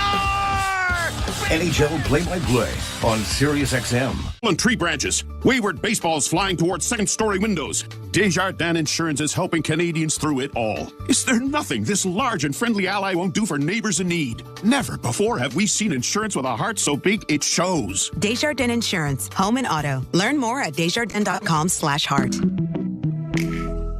Did you just witness that epic finish? What do you mean? The game's still on. You must not have Telmax internet. Really? I've been with this company for years and pay way more than you. The game is over, man. For 2 straight years, Telmax has been crowned the fastest internet service provider in Canada by PCMag. Never miss the defining moments as they unfold. Ready for internet that's faster? Buy your internet, TV, and phone services online today at telmax.com/radio. Telmax, connecting communities to the world around us.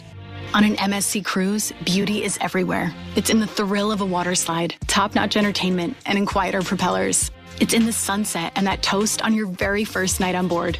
Discover the beauty of Ocean Key, MSC's private island marine reserve, and more destinations with up to 40% off cruises, plus drinks, Wi-Fi, and more included. MSC Cruises, for a greater beauty. To book, visit msccruises.ca or contact your travel advisor. Restrictions apply. Ships registered in Panama, Malta.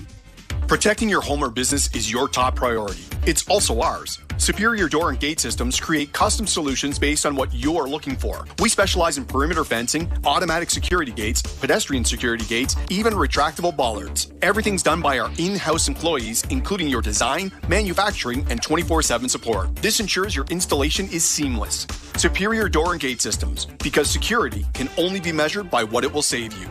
Book your free estimate at superiorgates.ca. Great goal! Let's go to Dave at the bench. Oh, what a shot, Gord. Last time we spoke, you had been really tired. Not anymore. Yeah, I was losing sleep. I was snoring every night. Then I saw Dr. Pillersdorf, and she treated my snoring with her laser and gave me an oral appliance, like a sports mouth guard, for my sleep apnea. Now my wife and I sleep restfully. Thanks, Gord. Problem snoring? Suffer from sleep apnea? Book an appointment with Dr. Paulette Pillersdorf. Call 647-243-2006. Zankin Automotive Group is proud to announce Mercedes-Benz Toronto Queensway is now open. Experience a 135,000 square foot showroom and service area with 35 service bays and cutting-edge architecture, all designed to offer a personalized, immersive experience. The first Mercedes-AMG brand center in Canada, conveniently located at the 427 and Gardner Expressway. Visit mvtoronto-queensway.ca for more details. Part of the Zankin Auto Group. You've been listening to Molson Leafs Hockey on Sportsnet 590 The Fan and the Leafs Radio Network. There's a Molson with your name on it.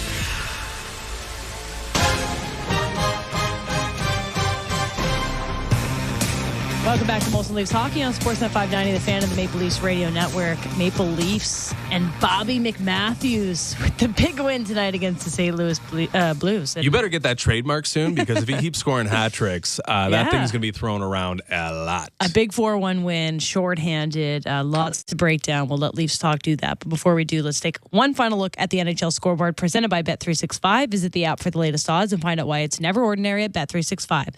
Must be 19 plus. Ontario only. Play responsibly. 3 finals in the books, including the Maple Leafs 4-1 victory over the St. Louis Blues. Elsewhere, the Canadiens got a 5-0 win over the Ducks. Tough night for California. The Sabres beat the Kings 7-0. Aggregate 12-0. Okay, elsewhere, the Senators hold a 5-3 lead over the Blue Jackets late in the third. Also late in the third, 2-2 Lightning and Bruins. Similarly, 4-3 the Avalanche leading the Capitals with about 5 minutes left. It's 1-1 in the third. Kraken and Islanders. 2-1. The Predators lead the Devils.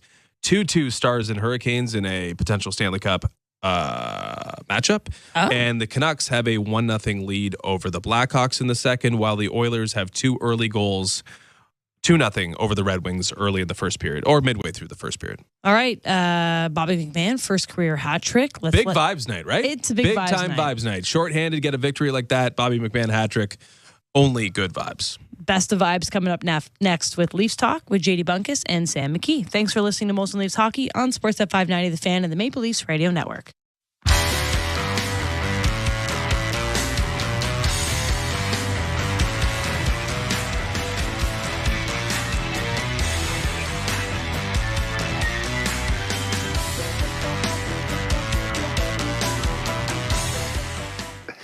Leafs Talk, JD Bunkus, Sam McKee. Brother, we took one night off the entire year.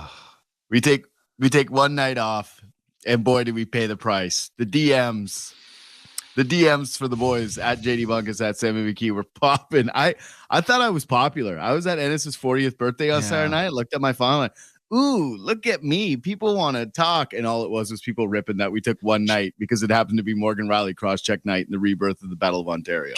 Can I say that I really appreciate everybody that loves this show. Sure. Coming into my DMs. Everybody? When I'm in the middle of, most people, maybe not all of them, but most people coming into my DMs when I'm in the middle of my annual Super Bowl party weekend where I go with 14, 15 guys. We all watched the hockey game and I was just enjoying myself. My phone was away and then I sent a couple tweets. Maybe should have had the breathalyzer on the phone before I sent the tweets. I put the phone away. Went down and looked at it. And when you get to this age, if you're a younger person that listens to this show, anytime you drink, a lot of anxiety involved. And so our listeners caused me an incredible amount of anxiety with the amount of DMs I got about where's the show? Oh, it's like free content every night. The one night we miss, we just get blasted for it. It's a tough one. Tough one for the Leafs Talk listeners. I love you. I will say, Ennis having his 40th birthday on a night of Battle Ontario, real selfish stuff. Yeah, classic. Real selfish stuff. Classic Ennis. Classic Ennis. Definitely blame him. I didn't even watch the game live. Like you. At least you knew what was going on. I was already, multiple drinks deep and Uber back home thinking I was having a good time. Someone mentioned it in passing. They said, Leafs got in a scuffle at the end of the game. I went, oh, yeah? Is that so? Can I tell you that I was at the cottage? There's about 14 people, most of them Leaf fans, some of them not, all locked in on the Leafs game. And I can tell you, peaking around 9:30 p.m., the party, what the reaction was to the cross check from Morgan Riley. Let's just say it was a positive one.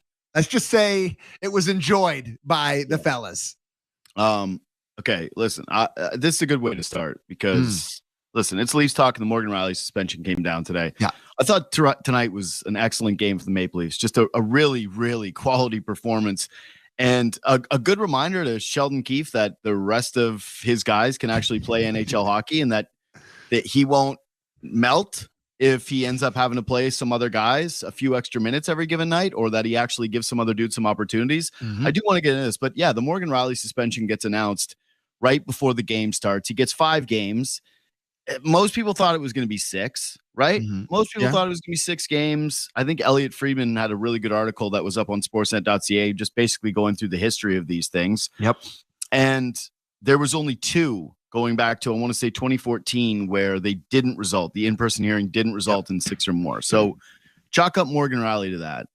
I know that this is Leafs Talk. And so, one, I'm probably playing to the right crowd because it's mostly Leaf fans watching this, but I still don't understand 5 games. I don't understand the whole, Greg wasn't ready or it was outside of play. Why these things matter. Like, you took a clapper into the other team's empty net. You didn't expect anything was going to happen. He's totally fine. He didn't sustain an injury.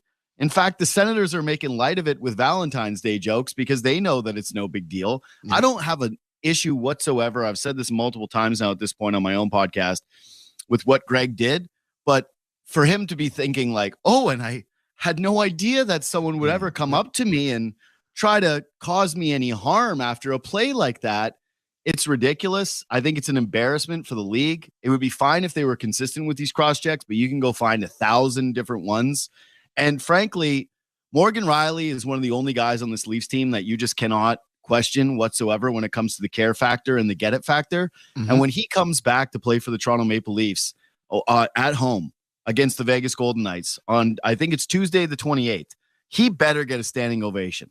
He better get, remember when people here gave Tavares the standing ovation because the Islanders fans booed him and we had Tavares Day and it was so cringy. This better be 5 times that, because if you're a Leafs fan, you should probably care pretty deeply about Morgan Rielly. For sure. And everything you said there, like, I don't have a whole lot to add, quite honestly. Mm-hmm. I thought that it's just, I hate to be the Leafs conspiracy guy because I truly hate that guy more than anything. I don't really believe that stuff. But the Leafs are one of the softest teams in the league by everyone's estimations, right?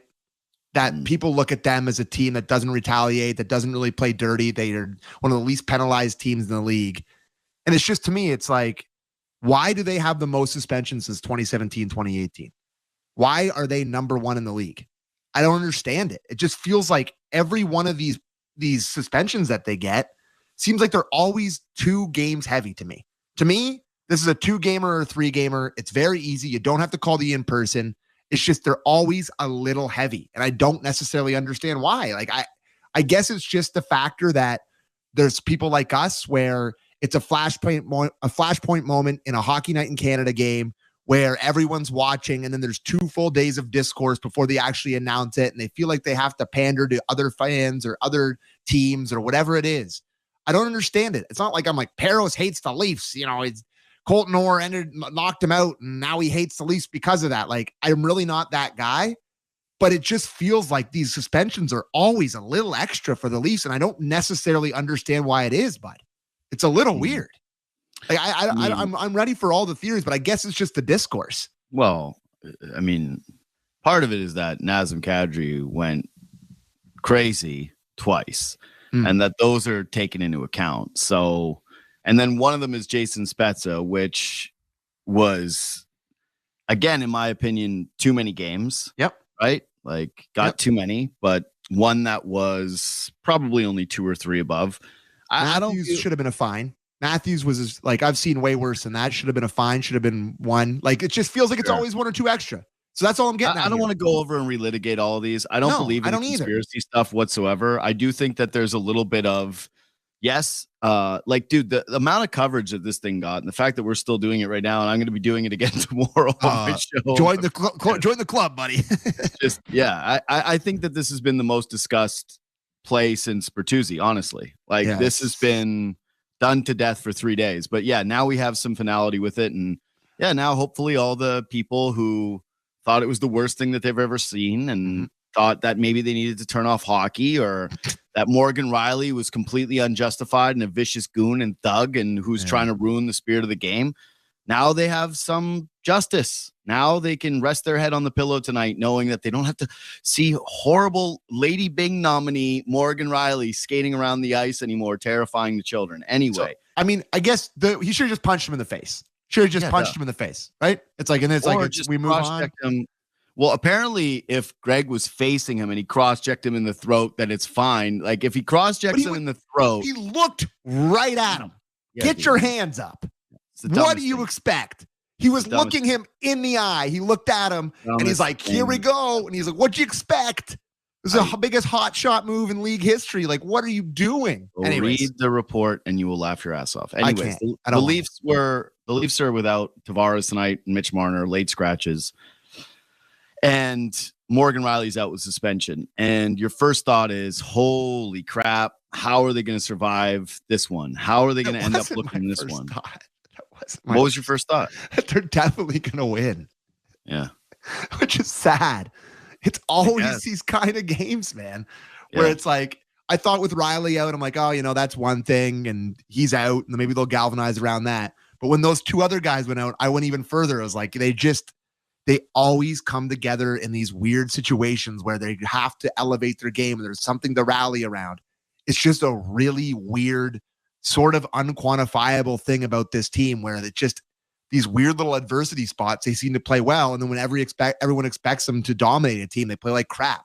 I think that's kind of sports though, too, is just in the sense of you play 82 games of something, right? And you got a reason to get up for a game in a different way. There's a different motivation factor. A bunch of guys are in the lineup that shouldn't be in the lineup that are getting an opportunity. I did think that the Leafs are going to play a tight check game. And if you're Sheldon Keefe, this was a dream for you because you didn't give any opportunities essentially the entire night. The one goal that happens is just a bad box out by Liljegren after you killed a penalty extremely well where you had more opportunities than the Blues. Penalty kill was good again tonight, by the way, against a power play that they pointed out is red hot and responsible for this entire, 7 of 8 wins that the Blues are carrying right now. Yeah. But yeah, I think it's just more of a, like what you touched on has definitely been a thing for the Leafs. But I do think that there's a reason for it beyond just, oh, this team's so weird. It's that, yeah, you got a reason and there's a different focus that goes on a night where you're missing 3 guys than on your average game where everybody's playing and it's cookie night against, the San Jose Sharks. No, you're right. That's it. They just it's something that they have to lock in and something that brings them focus. You mentioned the lockdown. I guess we should probably talk about Bobby McMahon, who got the hat trick. Well, yeah, I think it all ties together though. Like McMahon was awesome in this game. He's clearly the story of this thing, but dude, the Leafs were awesome. They played great. When were the moments of, oh boy, the Blues look good? It was maybe a minute or two in the second period, and then they had a minor push in the first. The third period was a complete no-show from St. Louis. And I don't, I'm not faulting these guys. They've been red hot. Like I said, they've won 7 of their last 8. Some of those wins against some pretty inferior opponents, but I just loved seeing Toronto play a simple game of play physical, don't make stupid mistakes, get the puck in deep, go chase it on the forecheck, go win puck battles along the wall, create traffic in front, and put a couple of pucks away from a big greasy grinder that they found in the ECHL. I love tonight. I know, me too. And I will, not to poo-poo it at all. I thought the Blues were pretty dreadful tonight. And I think it's a little bit of the cookie, a little bit of the what's the cookie in the egg? That's not the saying. What's the saying? Chicken in the egg, cookie in the egg. Jesus, I talk too much. The chicken in the egg, where it's like, was it because the Leafs were so good or because the Blues were so bad? But I didn't think the Blues sustained a lot of pressure. And a lot of that had to do with the Leafs defensive game, which I think was really good tonight. One of the big things that jumped out to me is TJ Brodie is way better on the other side. Like clearly it's much easier for him to play hockey when he's not handcuffed the entire game. And I thought that was noticeable from the drop of the puck. I don't love Liljegren up there. Clearly I thought to me, he was a guy that I still noticed having issues. A couple guys got behind him. Far their worst player in my couple opinion. Guys got behind him. Like it's not a good debut for him playing on the top pair. That's for sure. But I don't know if you agree with me, but I just thought Brodie looked a lot more comfortable playing on the right side of the ice for him. It kind of opened my eyes to be like, maybe if you get Tanev, he doesn't play with Riley, you play him with Brodie. It just feels like a guy that has been playing handcuffed the whole season, and he's getting a little bit too old for that. I don't know if you saw the same thing. No, I thought that Brodie had a solid game. Again, I thought most of the Leafs played a really solid defensive game. It's an interesting observation. I would say that it still leaves them like, I've always thought it feels like they're 2 defensemen short, because ideally you'd love to be able to keep Benoit and McCabe together, right? You don't want to split that up. I hear what you're saying about playing Brodie on his correct side, but then, who are you playing Morgan Riley with? Again, they've tried the Timothy Liljegren thing. It's not going to happen. And tonight you're not writing off a guy because of one bad game, one opportunity. And people have pointed out that, he had a horrible ankle sprain that he's working his way back from, but he's a guy that has just been fighting it all season long, essentially. Like it's the body language. It's the way that he snaps the puck around. It just, all of it, like the game is totally incomplete. And the first goal, that's the one thing about his game that is just, I think you can give up on this point, is his ability to protect the front of the net and battle in front of the net. He's a non-factor there. So yeah, you're watching these highlights of Liljegren. It's all their chances are straight Liljegren, him, basically. Yeah, it's just the only times that they ever had anything going, it was with 37 on the ice. So yeah, I don't really know. I feel like if Timmins didn't have Bono. Oh, sorry, yeah. Borny showed me some. Go ahead. Go ahead. No, just I felt like if Timmins didn't have Mono, he'd be in the next game for Liljegren. Wow, I don't know. I don't know if I love Timmins either. Who said you do? I guess I don't know. You can't be much worse than what Liljegren's been for this team this year, man. Like flat out. Well, Borny showed me a bunch of the advanced stats, like the skating speed, the shooting speed, like all the stuff. He's just like below 50th percentile in everything. Like he's just, there's not one part of his game that's defining, right? There's not one part of it you're like, well, at least he can do that. So I don't want to spend too much time on the negative here, clearly, because it was an awesome win for the Leafs. But like, to me, this is something that he just doesn't take the body or the stick there. Like he just does neither of the things you're supposed to do when a guy has position on you. I don't know how deep you're going with this guy playing any significant minutes on your decor, period. Like he's to me a bottom pair guy or a middle pair guy on a bad team, quite frankly. It just sucks because they had real expectations for him this year. Like you really thought that one of the chances for this blue line was that if Liljegren took a step, and I just don't know. Tonight was like when your whole team's playing well and you're the only guy fighting it. That's why I'm bringing it up. Is it's hard to ignore that. Anyways, on to the positive. For old Revo there too. Whoopsies. Let's do McMahon because okay, the first goal is awesome because he starts from behind the net, he battles his way to the front, but the second one, dude, roll the second one, Jobo.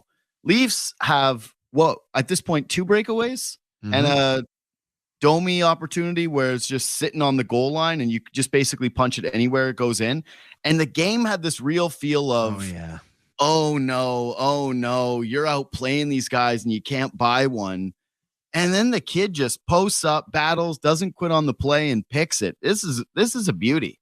I really impressed. Like I thought even outside of the goals, he was really noticeable tonight. And I loved the move at the end of the game by Keefe putting out those 3 guys to end the game, where it's Kampf, Gregor, and McMahon, who had an awesome night. Like they deserved the shot. He ends up banking one in for the hat trick.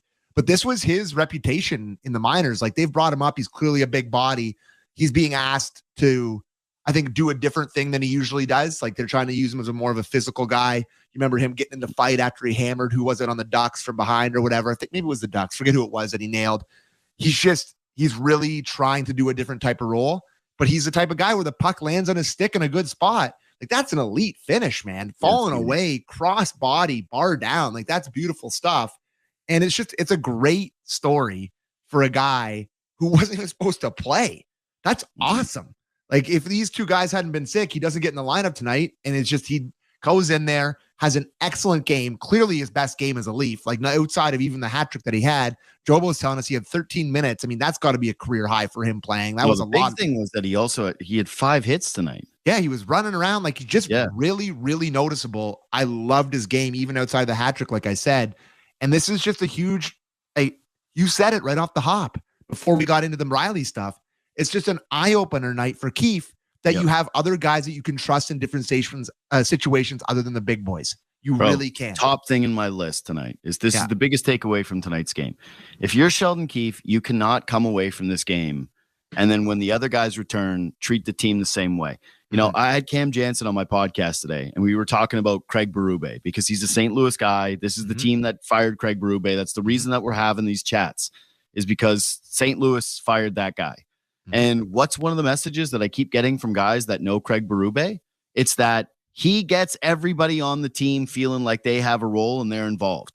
Yeah. And I think that's part of what you saw tonight is everybody knew they were going to get ice time. Yep. There wasn't a feeling for a Nick Robertson where, boy, if I make a mistake and have a turnover, I'm going to be riding the pine tonight. They had to play him because they had poor old Alex Steves ready to go playing his 8 minutes. Didn't notice him once, by the way. I think he got over 10 tonight. No. I think I saw that he got over 10. I think he did. Yeah, I'm just looking here. He played 10-14 tonight. Dude, I'm not even trying to be a dick. No, I know. No, I could not tell you what his number is. 46. I couldn't tell you.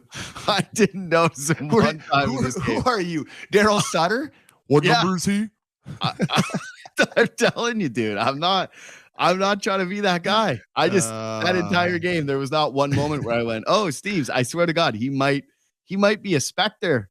I didn't notice him. Anyway, that's my Alex Steves talk. I'm sorry for that. But Jobo, who had 6 hits?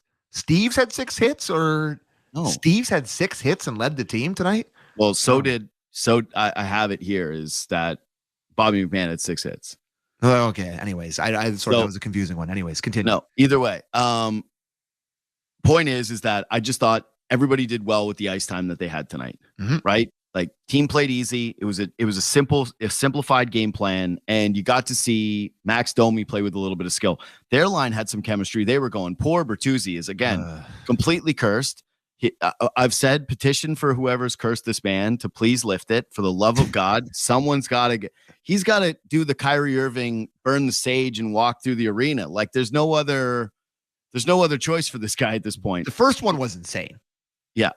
Like that, just shoot it in the net, man. Like the goalie is going the opposite way. You make one hard stride. This is a bunny. This is a layup. Look at this, dude.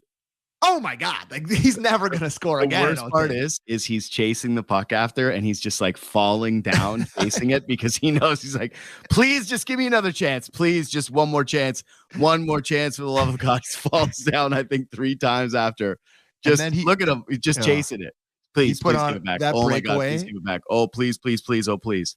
And that breakaway is just an awful move. Like a guy with zero confidence overthinks it, being like, I'm going to dangle this goalie. Clearly just like, like, no, we're trying to go 5-hole kind of after he cut. Like, I have no idea what he was trying to do in this breakaway. Just a guy that has zero confidence in scoring a goal.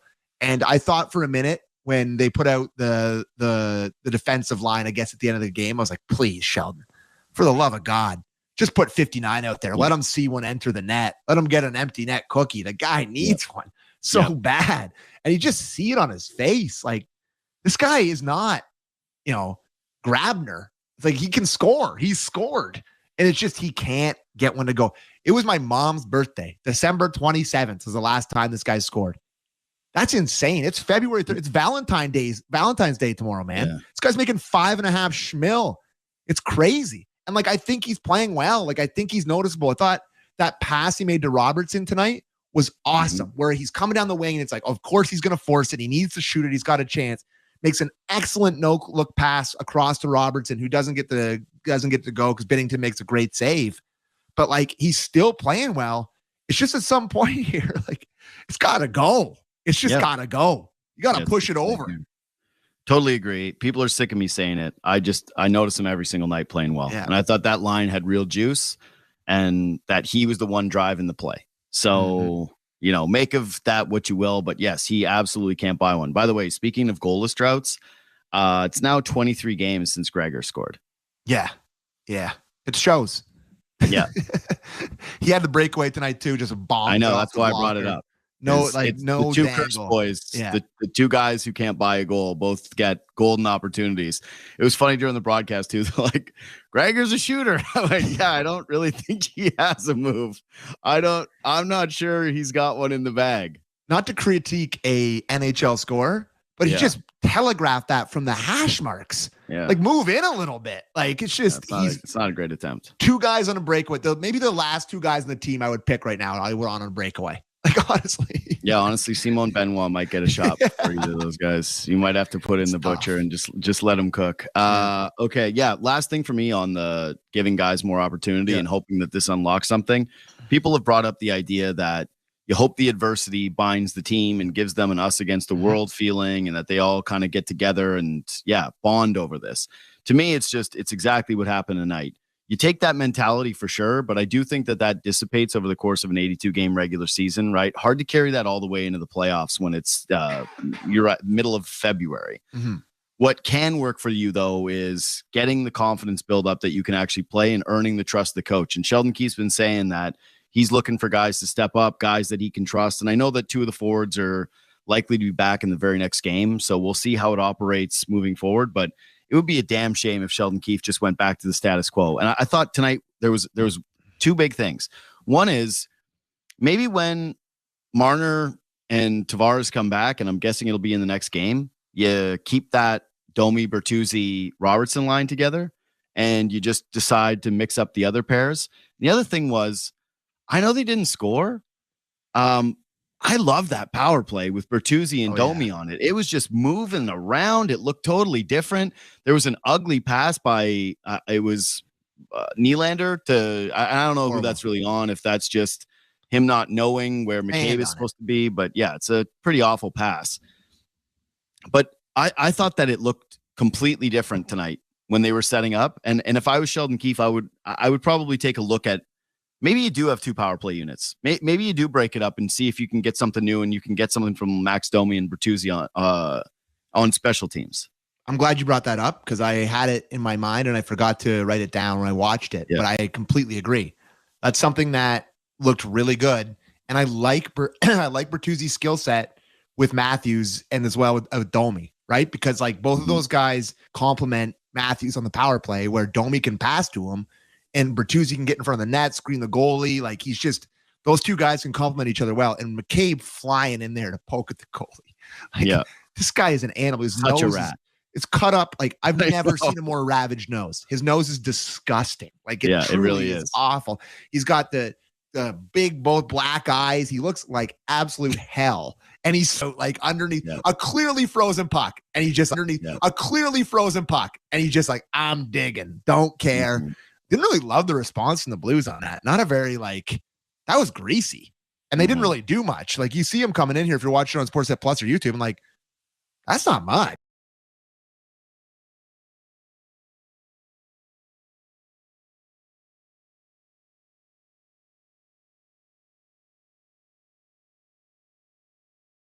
Really do much. Like